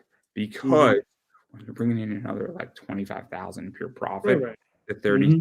changes your income because it's an addition and you don't need that money to rely on. I Right. don't think you need the money from Oswald or the money from this to rely on, and that it changes the way you can operate your business Yeah. completely. Definitely. Yeah. Yeah. All that stuff goes right back into the business. So it's just like, okay, let's just put it But back in. but what you hope for is, I mean, this took me 10 years to get here. Mm. The reason how I spent $25,000, for those who don't know, is that I had so much sell through that I put it right back in. When you're selling an item that you bought for $25 for $150, and then you buy 6 more items for $25 and you sell those through, that's how you go and you cash flow huge amounts of growth. And now I am calming down the business to a more healthier level. Right. But there's a reason why. I mean, this was extremely tactful because I got to stay home from work, recovering from my surgery for almost 6 months, which means I got to Mm. spend a lot of time in my business because I didn't have to commute to my job and I didn't have to worry about going to my job 5 days a week. There was a reason why I did my expansion at a right time. That's the key, right? Hmm. This is a whole different discussion. I was speaking to Oh somebody yeah, about, yeah. you might know the person I was speaking to about this exact topic. Uh, no. I mean, I find it fascinating because it's a portion of the industry. I'll be honest with you. I really normally don't concern myself with. You know what I mean? Like, I know in my collection I have really expensive books, but I'm not gonna go digging for them. You know what I mean? It's because, like I said, I'm a 70s, 80s baby, and I mean, I walk around conventions and I see really expensive books, and I'm like, oh yeah, I remember picking that up off the shelf, and I got that off the shelf, and it's somewhere buried in my collection or whatever. And I got similar friends with same issues. So for Um, me, what I have issues that are expensive, but I don't feel like digging through it because it's time. But yeah. at some point, I mean, I'm being pressured by somebody to Mhm.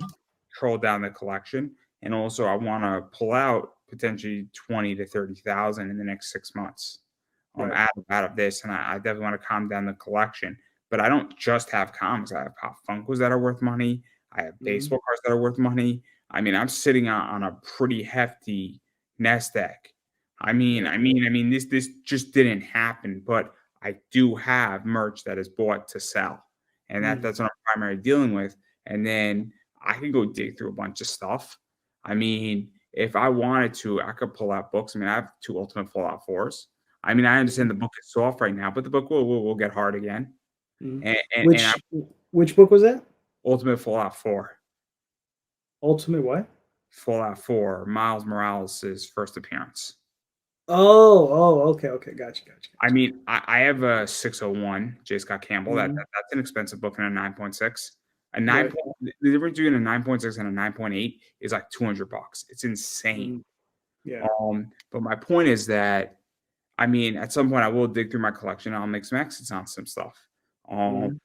but because I think this is the part that a lot of creators don't think about is that the business side of this and actually understanding your margins. And I think it's a real deficit. I do.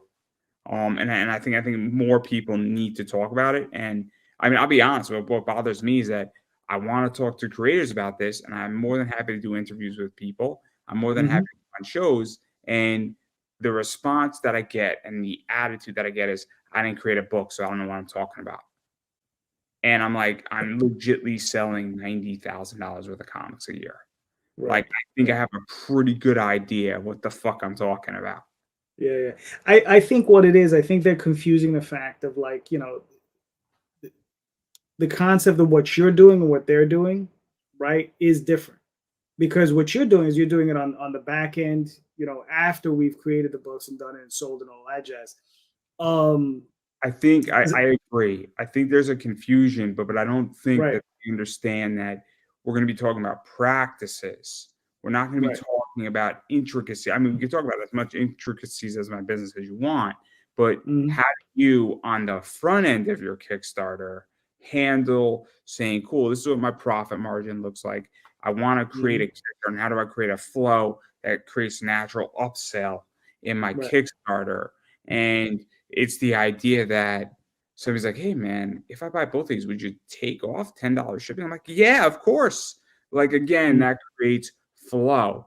Or the guy who just bought these baseball cards, he's a huge Julio Rodriguez card fan. So guess what I'm doing? Tomorrow I'm looking for some Julio Rodriguez cards and see if he's interested in them, because guess what? Shipping is now not an issue.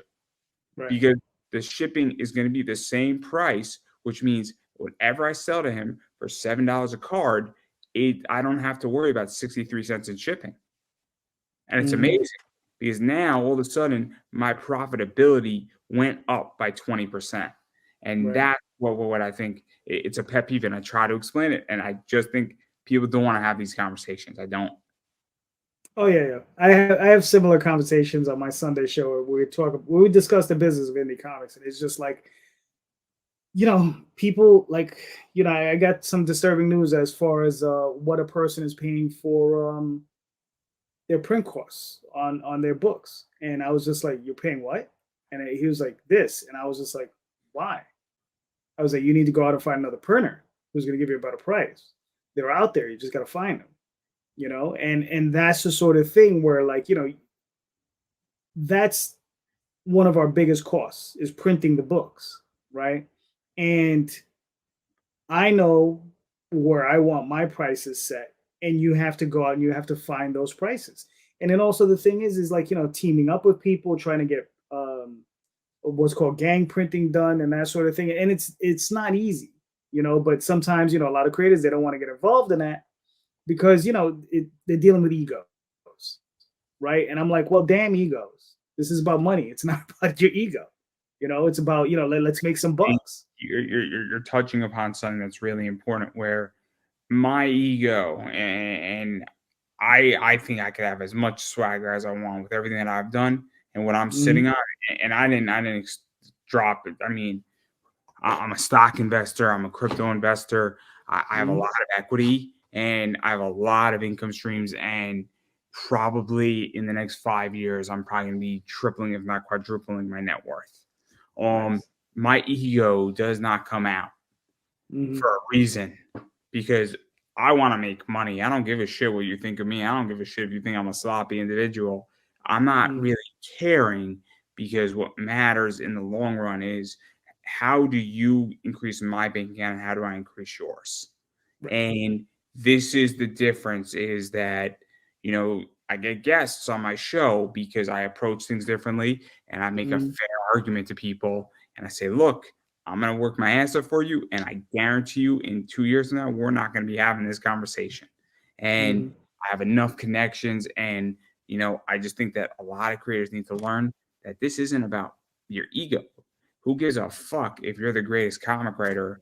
Do you have money? Because at the end of the day, I don't give a shit about clout. I just want money. When I first started speaking at anime cons, all I wanted was clout. That's all I wanted.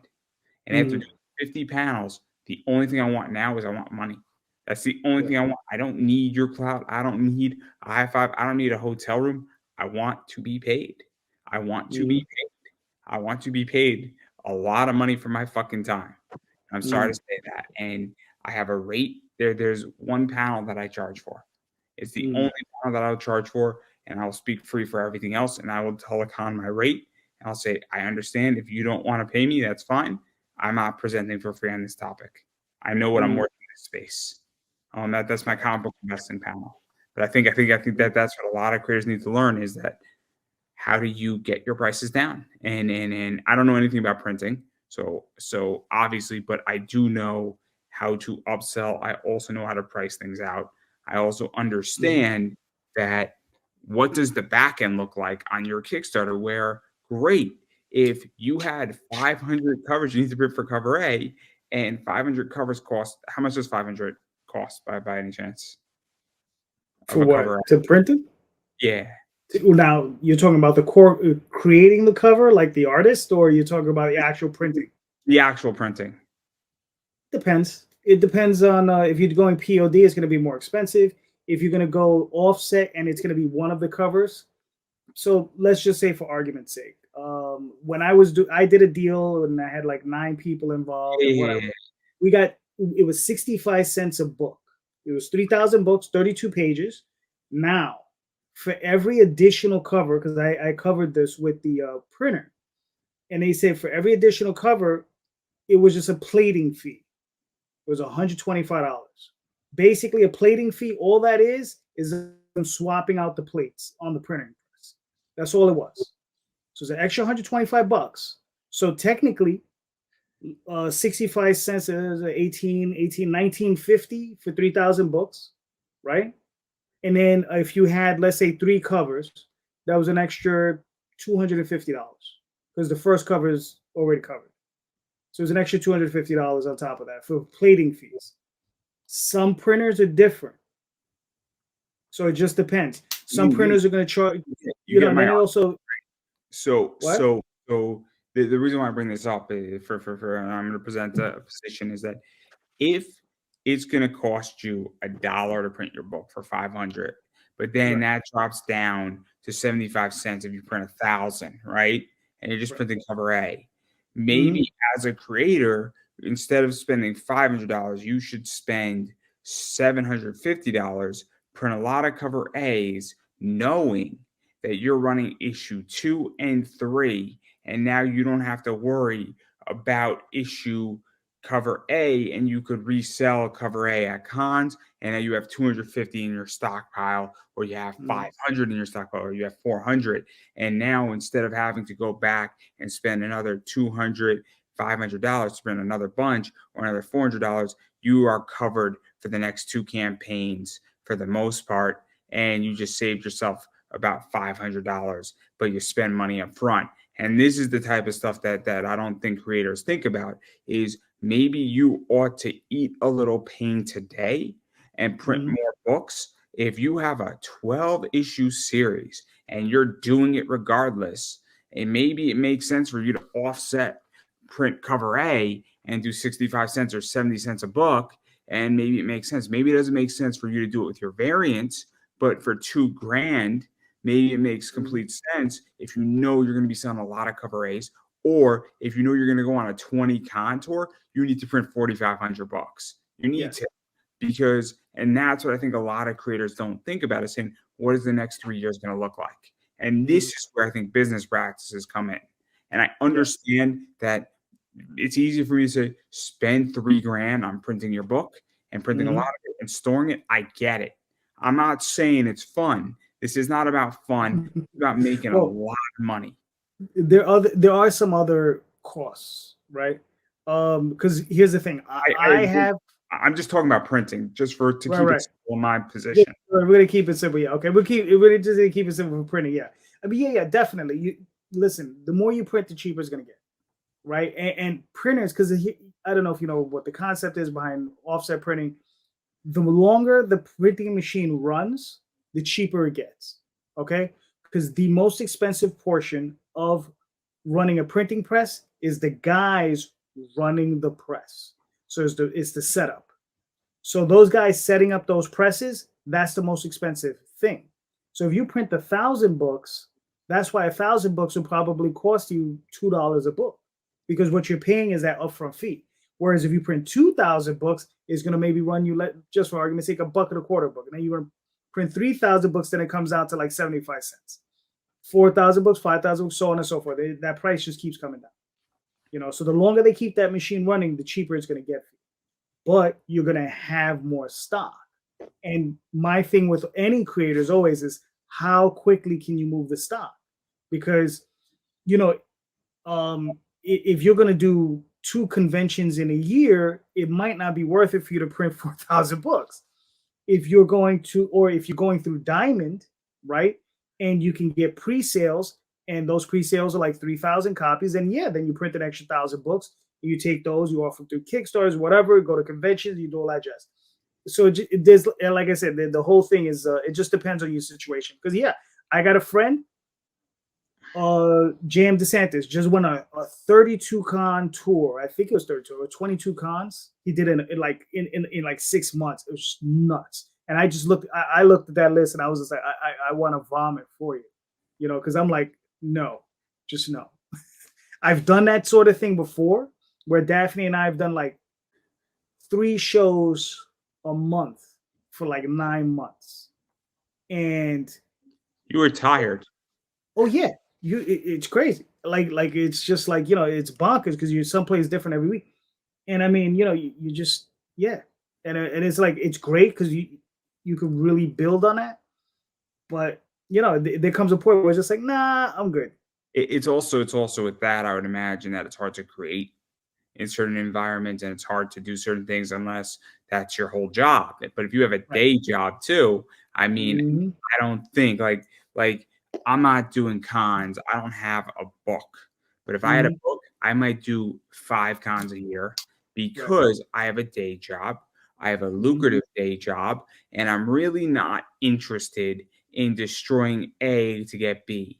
And you know what it is? If I clean up and I make 20,000 on 5 cons, and it costs me $8,000 to do 5 cons, and then my books cost me, $4,000, and I clean out 8 in profit, so be it, right? I built up an audience, it paid for itself, and it was a good use during the summer, and it's 5 vacations, right? And I would probably duck out on Sunday. I'd probably go Friday, Saturday, and then get the hell out of on Sunday because I got to be in work on Monday.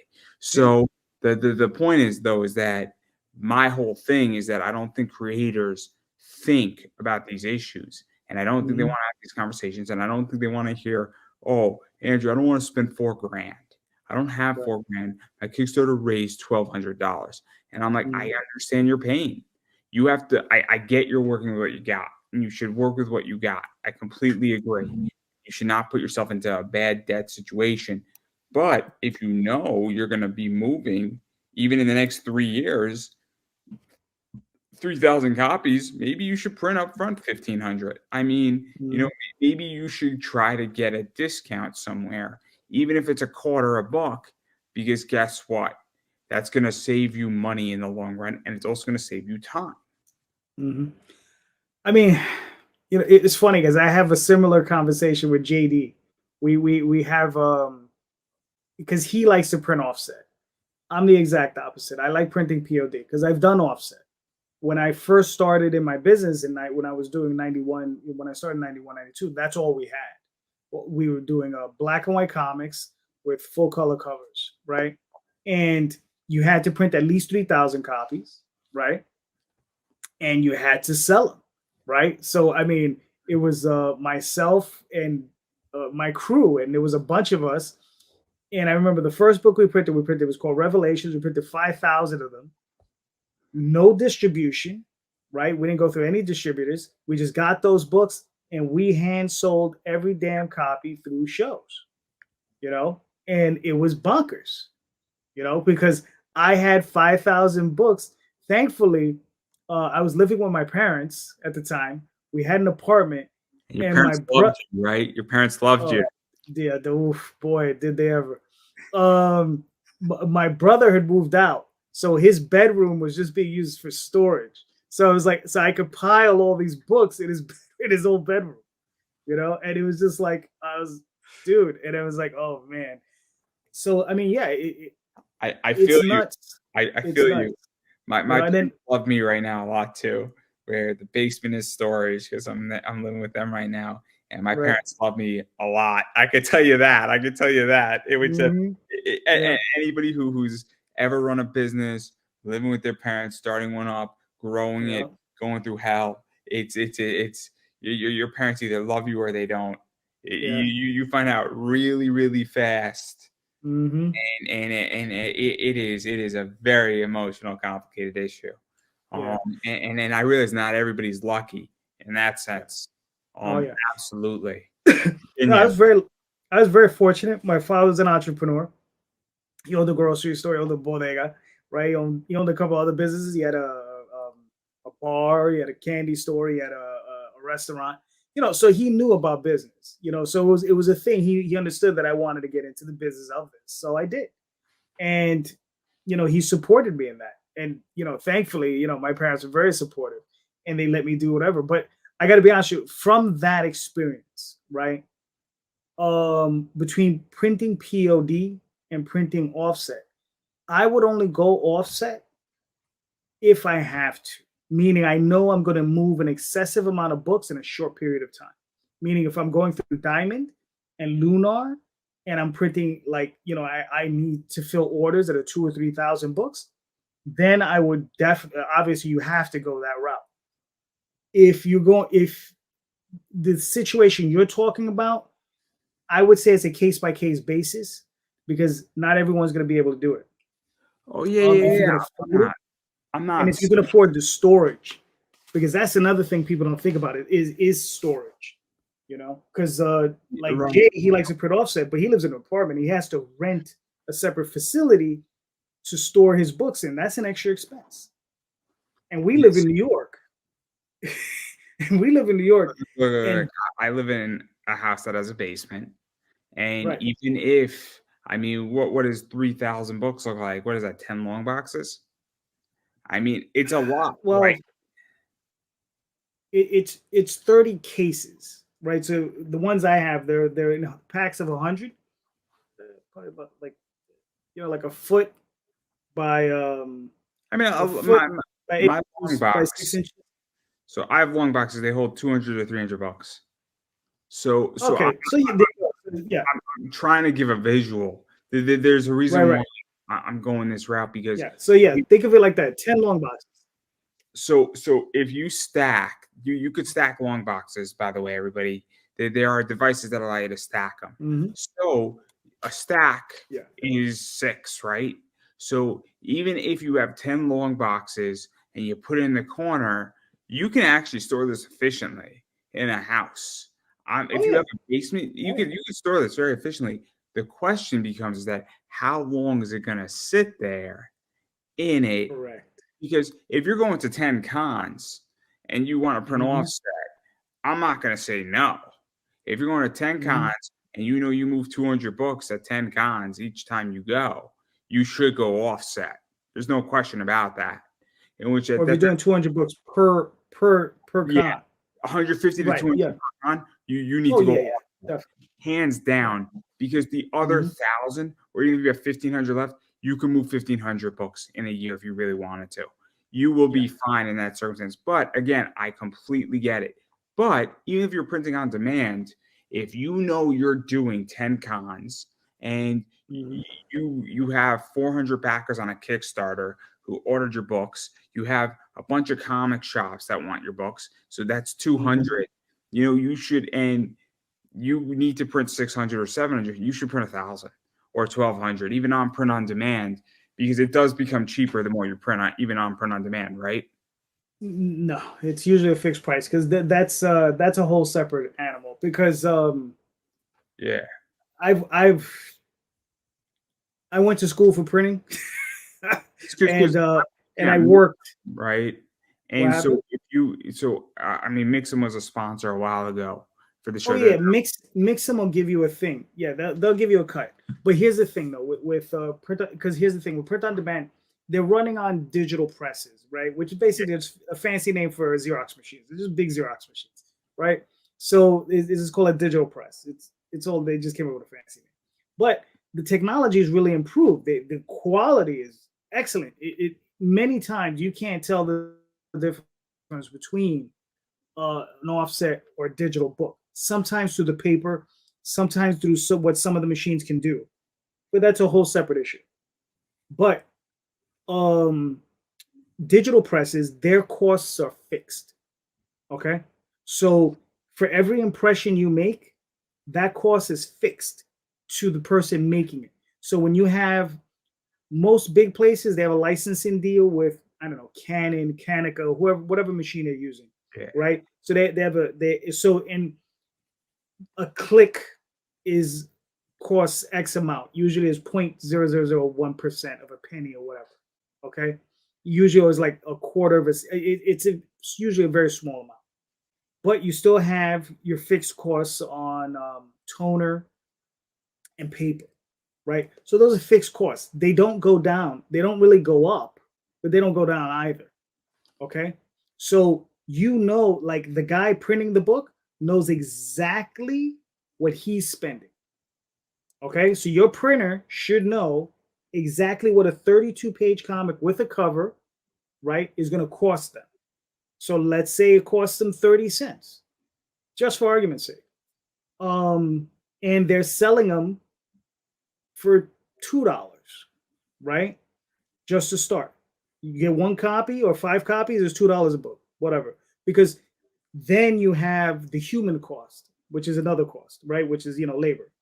It's a whole other thing. That always adds a big expense.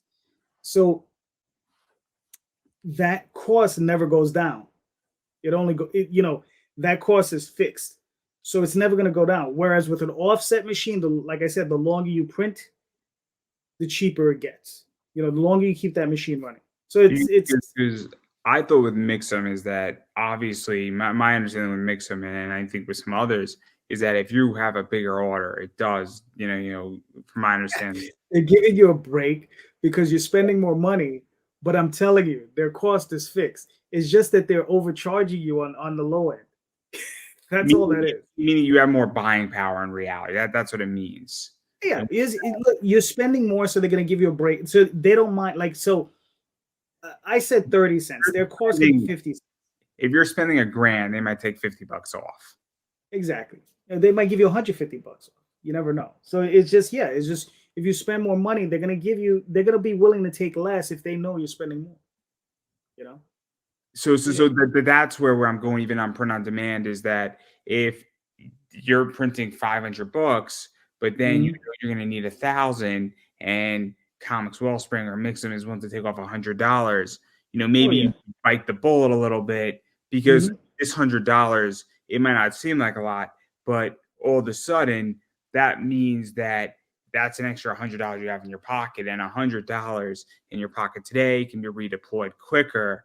And if you are interested, and this is where people have to understand, is that you should be taking your money. I mean, I talk about this with Kickstarter. I was speaking to Daphne about this, where the goal for everybody's Kickstarter should be to get to the break-even point as fast as humanly possible. So and what you should do is that I feel, and I don't know how you feel, I feel too many people start too many projects at the same time. I look at people and somebody wants to have 18 books in 3 years on their table. I'm like, that's great, but you're going to be broke. Like you have no money. Like, I understand who gives a fuck that, oh man, I turned out a script. I got this idea, this idea, this idea, this idea. And I'm like, shouldn't you focus on 4 books, do 1 a quarter and slow it down and actually take money off the table? Or potentially, because if you're doing a 4-issue series, if it costs you $6,000 to do issue 1, it should cost you $6,000 to do issue 2. It should cost you $6,000 to do issue 3, and it should cost you $6,000 to do issue 4. Your cost shouldn't go up dramatically. And what you should hope for is that, let's say on issue 1 you do $8,000, right? What you then have to make a decision is that if $6,000 was the break-even point for every single cover, printing and all that shit, all the covers, all that stuff, then what do you do with that $2,000? So the $6,000, obviously, I mean, Kickstarter takes 8%, so that has to come out. Then what you should do is that, should you pay down, if you have 1,000 left over, should you pay down debt that you borrowed from yourself for the $6,000. So now you're redeploying the $6,000 for issue 2, but you paid yourself back $1,000. And then on issue 2, if you do $9,000 and you pull out $2,000, should you pay yourself back? And now you owe yourself only $3,000. And then on issue 3, if you do that $3,000, you should pay. So you did $12,000 on issue, or 9 again on issue 3. You now owe yourself only $1,000. And then if you do $9,000 or $10,000 on issue 4, that means you have a surplus of $3,000. You pay yourself back, and now you have a surplus of $2,000, but you got your $6,000 back each and every time. This is how I run my eBay business. This is legitimately how I do it. I buy a book for $20. The first $20, the first money that comes out is shipping, taxes, and eBay. Then the book cost, and then whatever's left over is profit. If I buy a Mount Olympus book for $20 and I sell it for $60, I get $16.45 in profit. That is after everything is taken out, and I paid myself back. But instead of paying myself back, I redeploy that $20 into a new book. Gotcha. And it's the exact model that everybody on Kickstarter should follow, because at the end of the day, you would have a debt-free business. And so you're going to go way slower, but you're going to have no debt. And when you have debt, guess what? When you have surpluses, you can then do that second book. Guess you have no debt. You systematically eliminated debt. No, I agree. I agree with you on that. I mean, the key thing that I see, and I've seen this from the very beginning. I mean, I met people at shows where we would sit down and we would have conversations. And we're talking about, this was in the mid 90s, before Kickstarter and any of this stuff, where they're telling me they're like $18,000-$19,000 in debt from printing books, right? And they're out there and they're hustling, they're doing their thing, but it's not an easy business, it's not. And I mean, here's the one advice I would tell anyone is, like, watch your numbers very carefully, right? And know what you can spend, because the thing is if you know the book is going to cost you $4,000 to create, just to hire the artists and the colorists and the inkers and all that jazz, if you know that's going to cost you that, right, you got to figure out how you're going to make that money back. And can you support that? Right? Like, and because there's going to be certain people who are going to come from certain portions of life, they're going to be able to support that. They're going to be like, yeah, I can do that. It's no big deal. Right? And then there's going to be other certain people like, no, I can't do that at all. Right? It just goes back to my eBay business. What people forget is that I've been doing this since I was 18. I'm 30. My eBay business really became big and started growing and started going this direction when I was 20. It wasn't until I was 30 that I was able to do what I just did in my eBay business and legitimately go through like a 40% expansion. It took 10 years to get to that point. I say this not because I'm ashamed that it took 10 years to get there. It took 10 years to be able to skillfully do it, to understand how to do it, and have the capital to do it. But in those 10 years, I grew my business legitimately book by book by book by book by book. Yeah. And I didn't even start with books, but I started with Lego minifigures for $2, selling them for $6 to $8 a pop. So the point that I'm getting at is that I legitimately started with a $2 minifig that I spent, $30 in Target, bought 15 of them, turned that into a little bit of money, and grew it into what it is today. Right. So I legitimately understand with working with what I got. So I think that but like my theory is that I would never, if somebody asked my advice, and this is just business advice, there's nothing wrong with starting at $4,500 if that's what you can afford, and you figure out how to do it. And there's creative ways how to take care of people. I guarantee you that you can find an artist who will work for equity. I bet you could find an artist who will work for costs, or I bet you could find a way how to have a back end deal where if you think your property is worth bank, maybe giving a 5% movie option right or a 5% TV right to somebody, say, look, I know your rate's 300. Would you do it for 250 with, Mhm. some equity stake on the back end if it gets optioned? And Right. you'd be surprised who wants that. I mean, hell, I would take a deal like that, especially if that artist is already working on 3 or 4 projects and Mhm. that they say, cool, I'll take a 5% back end deal. And some can and some can't, and I get it, but all of a sudden, you can present things to people that can be very creative to reduce costs. Oh yeah, definitely. I mean, there are all kinds of creative ways. Like I said, when I first started in business, they were all my partners. Daphne's my partner. All the other guys that I was involved with, we were part of 50-50 partners. So, that's how we did it, and we just ran the whole business that way. And we did all right, considering I was 18 years old or 19 years old when we were doing it. Because we did not know what we were doing, but And we and did when it. you're 18 or 19, you have to do it that way. Hmm. Yeah. So right now, I don't have to be a partner with anybody. I have no desire to bring in a partner into my eBay business, but I Hmm. might be starting a business in private equity and investing with somebody. Hmm. And the only reason why I want a partner is that I don't need his money and he doesn't need my money. Right. What I want is expertise, where Mm. he is way more into crypto than I am, Right. and me and him, I'm a little into that, but I am way more into bonds. And guess what? Those two things, if we're 10% crypto and 10% bonds, guess what? Those two things cancel each other out and provide a Hmm. balance. And then the other 80%, probably we're going to have expertise. So I want to partner with expertise, but Hmm. it's going to be a 50-50 partnership because that's the Right. only way how to do true partnerships. Having Hmm. having any other partnership doesn't work. No. I hate to say it, having like a 25% stakeholder, it doesn't work. No. Because I mean, as long as that person doesn't mind being shut out, you know what I mean? It it Because it it that's what's going it to happen depends. eventually. It depends if they are an equity investor, it's different if Hmm. they're a partner. So Shark Tank's a good example. If Mark Cuban buys 20% of a company, Hmm. it's different because he's looking for cash infusions Right. and buying a stake in the company, but he also has a stake in a lot of companies. So he's going to have board seats and other things, and he's going to have some creative control, but he doesn't want the whole thing because it creates more problems than not. Hmm. 50% ownership creates bigger problems sometimes than whatnot.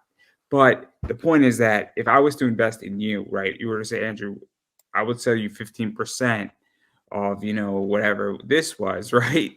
And you were Hmm. forming a company and you were looking for $30,000, I'm going to evaluate that correctly. I've gotten Right. offers like that and I didn't like the offer. I thought the Hmm. offer was a really bad offer. I thought on an equity stance it was actually shitty. For Hmm. for $25,000, I thought it was a really bad offer. For 15%. Um, Hmm. but also if I'm to something like that, I'm gonna have to do due diligence. But I digress. I digress. I think this is really interesting. I just think a lot of people just don't have these conversations because they're not fun. This is not a fun conversation. For me, it's fun. I enjoy it. Yeah. I I mean, don't. look. I mean, like I said, on my show on Sundays, we this is what we discuss. We discuss the business of indie comics, and this is a portion of it. Like I said, the part that you deal in, I find more fascinating because I don't deal in it.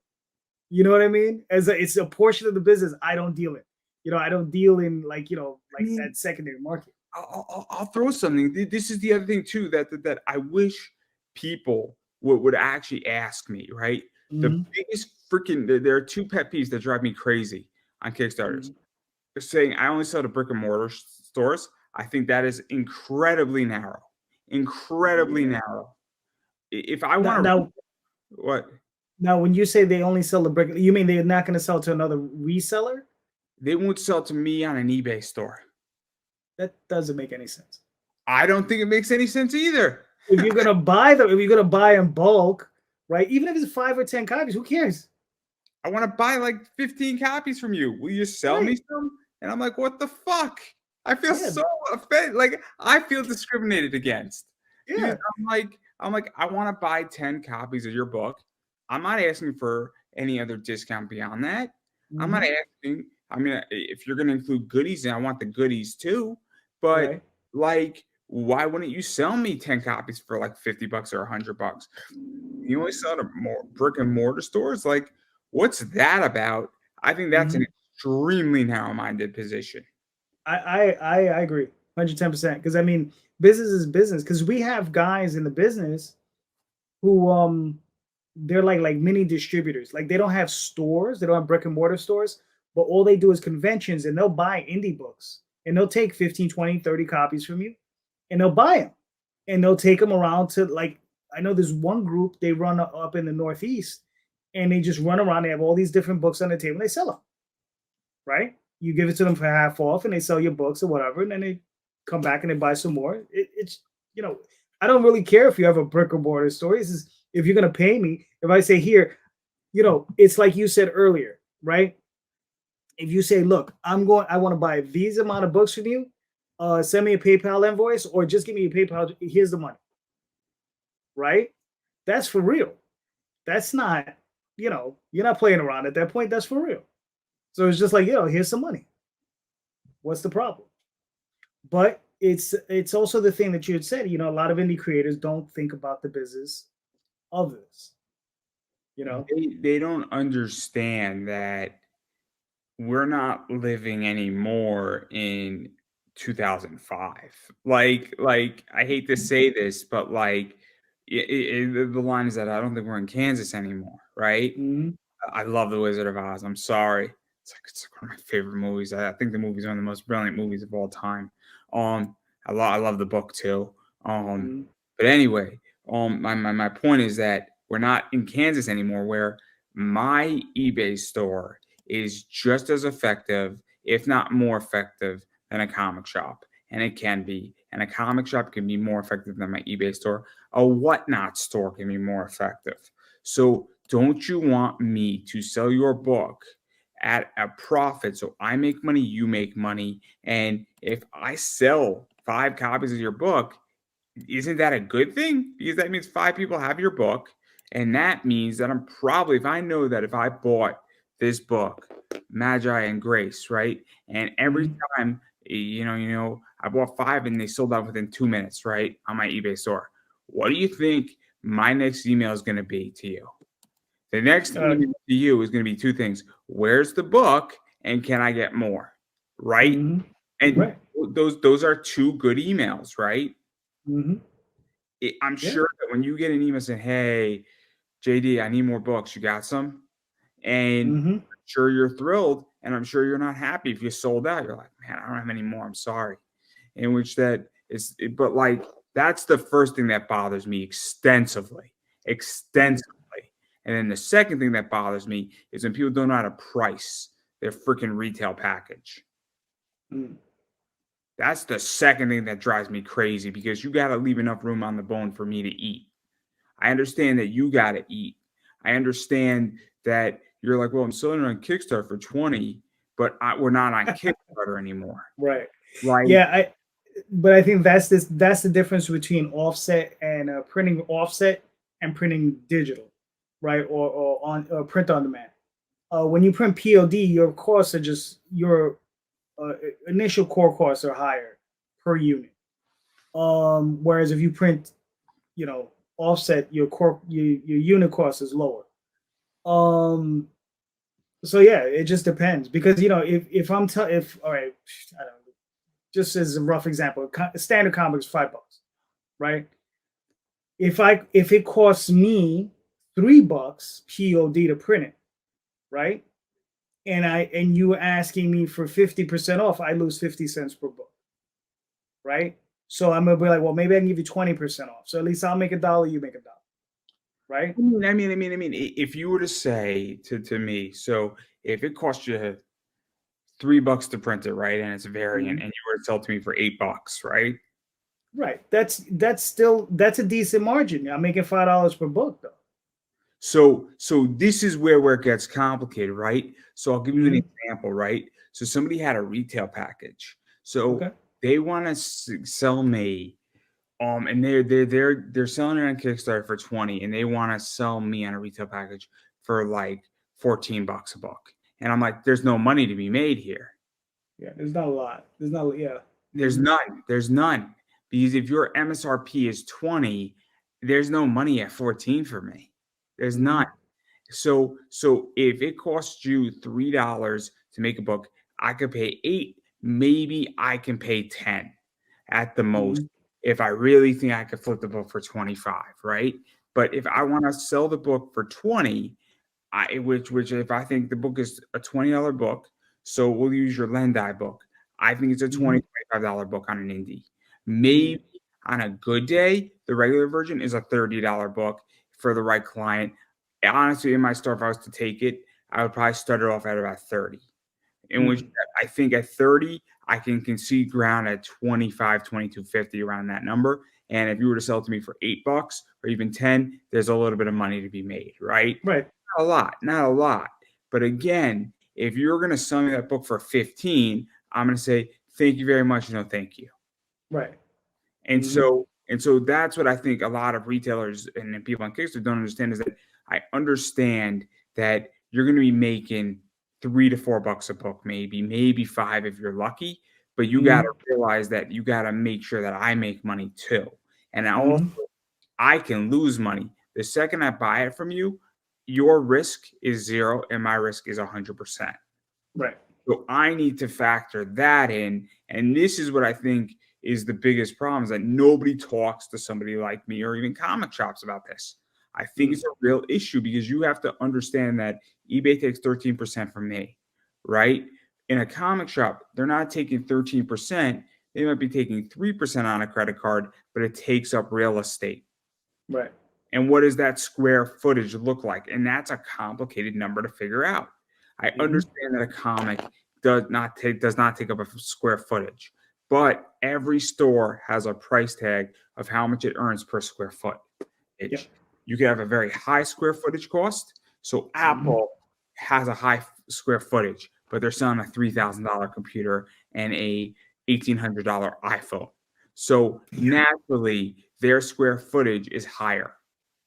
A comic shop might have a $58 per square foot retail value. A bar might have a $311 square foot value. So that's something that I think people have to really understand is when a comic goes up on a shelf, how much space is that taking up and what is that taking up from another angle? And same thing when I buy a retail package. I mean, I just bought a retail package. I might not sell any of those books on the retail package. Never. And I'm okay with that. I took a $100 risk. I'm not angry because I took a $100 risk. I'm glad I took the $100 risk, to be honest. I think it's good in the long run. I don't know if I'm going to sell any of them. But on a retail package, I could very well make bank on it, depending on the book. And so, I mean, I think on Tom Hutchinson, I bought technically a retail package from him. I think I'm going to do a write on it. So, you know, it's a tricky business. It is. It's a very tricky business. Yeah. I mean, it's just one of those things. It's very, very, especially when you're dealing with, like I said, you know, these small numbers, because we're dealing with micro numbers, right? As far as business is concerned, and we're all trying to make a buck, right?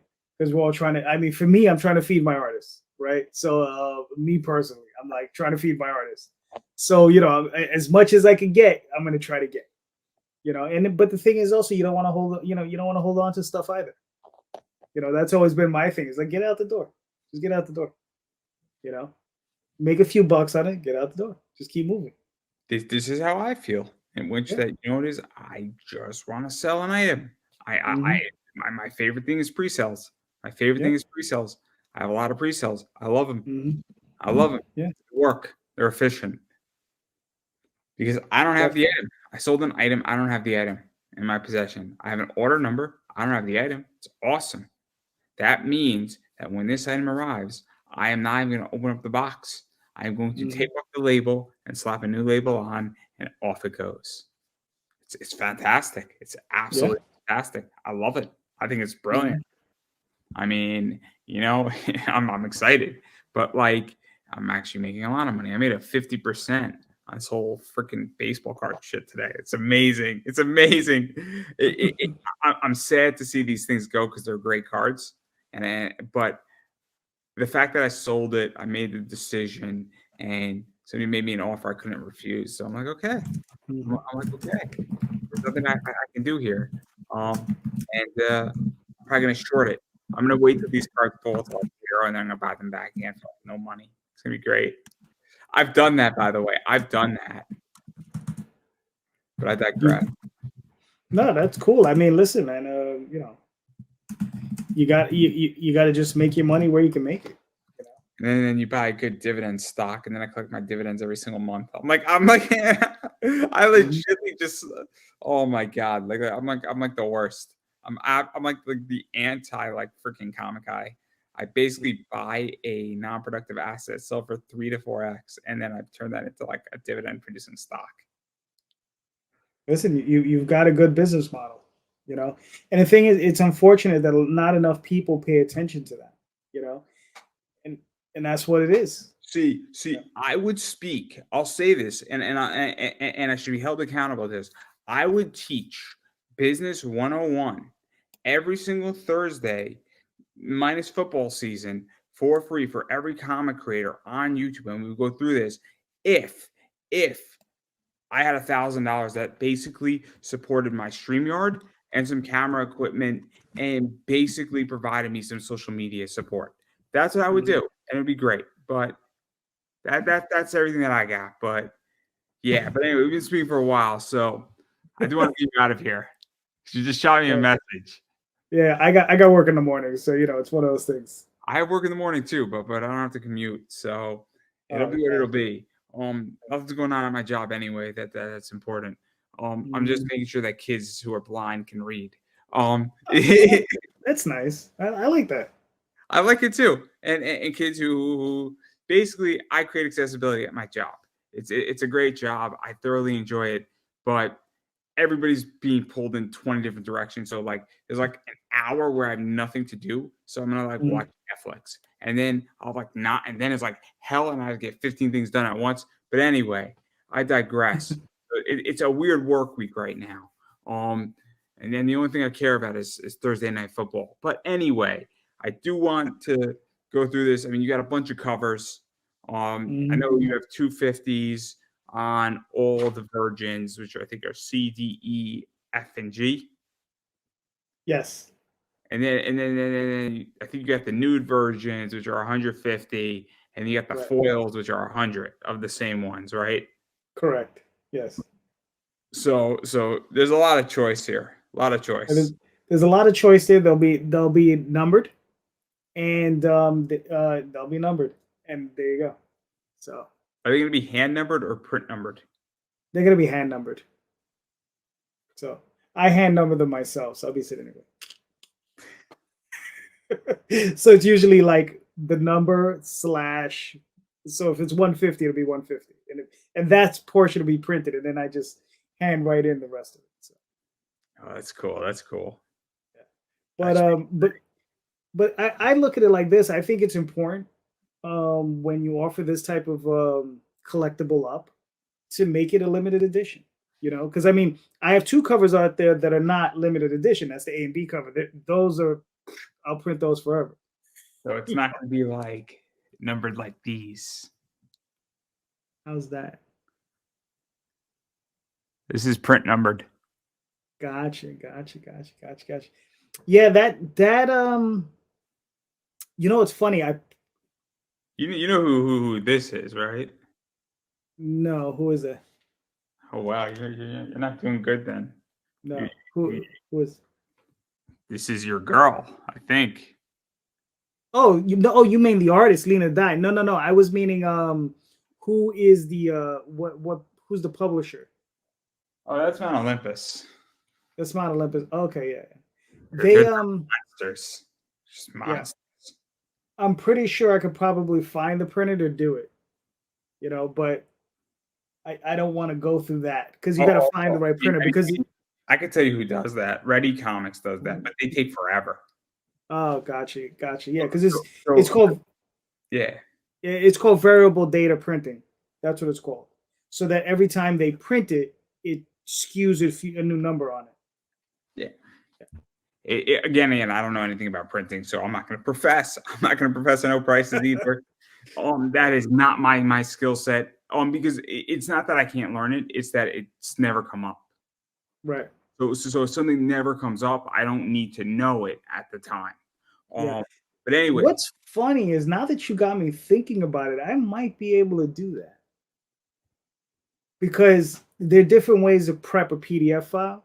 Like I've worked in printing and I've worked pre-press and I've worked all this other stuff. So just to give a slight insight to anybody, right? So if you wanted to do something like that, I could literally prep the file. I could prep the file. So let's say it is 1 through 150, right? I could prep 150 pages of the same thing in the same file with just different numbers in them, and I just tell them print one, and they can just run off the whole thing. But that's like it's all geek printing stuff.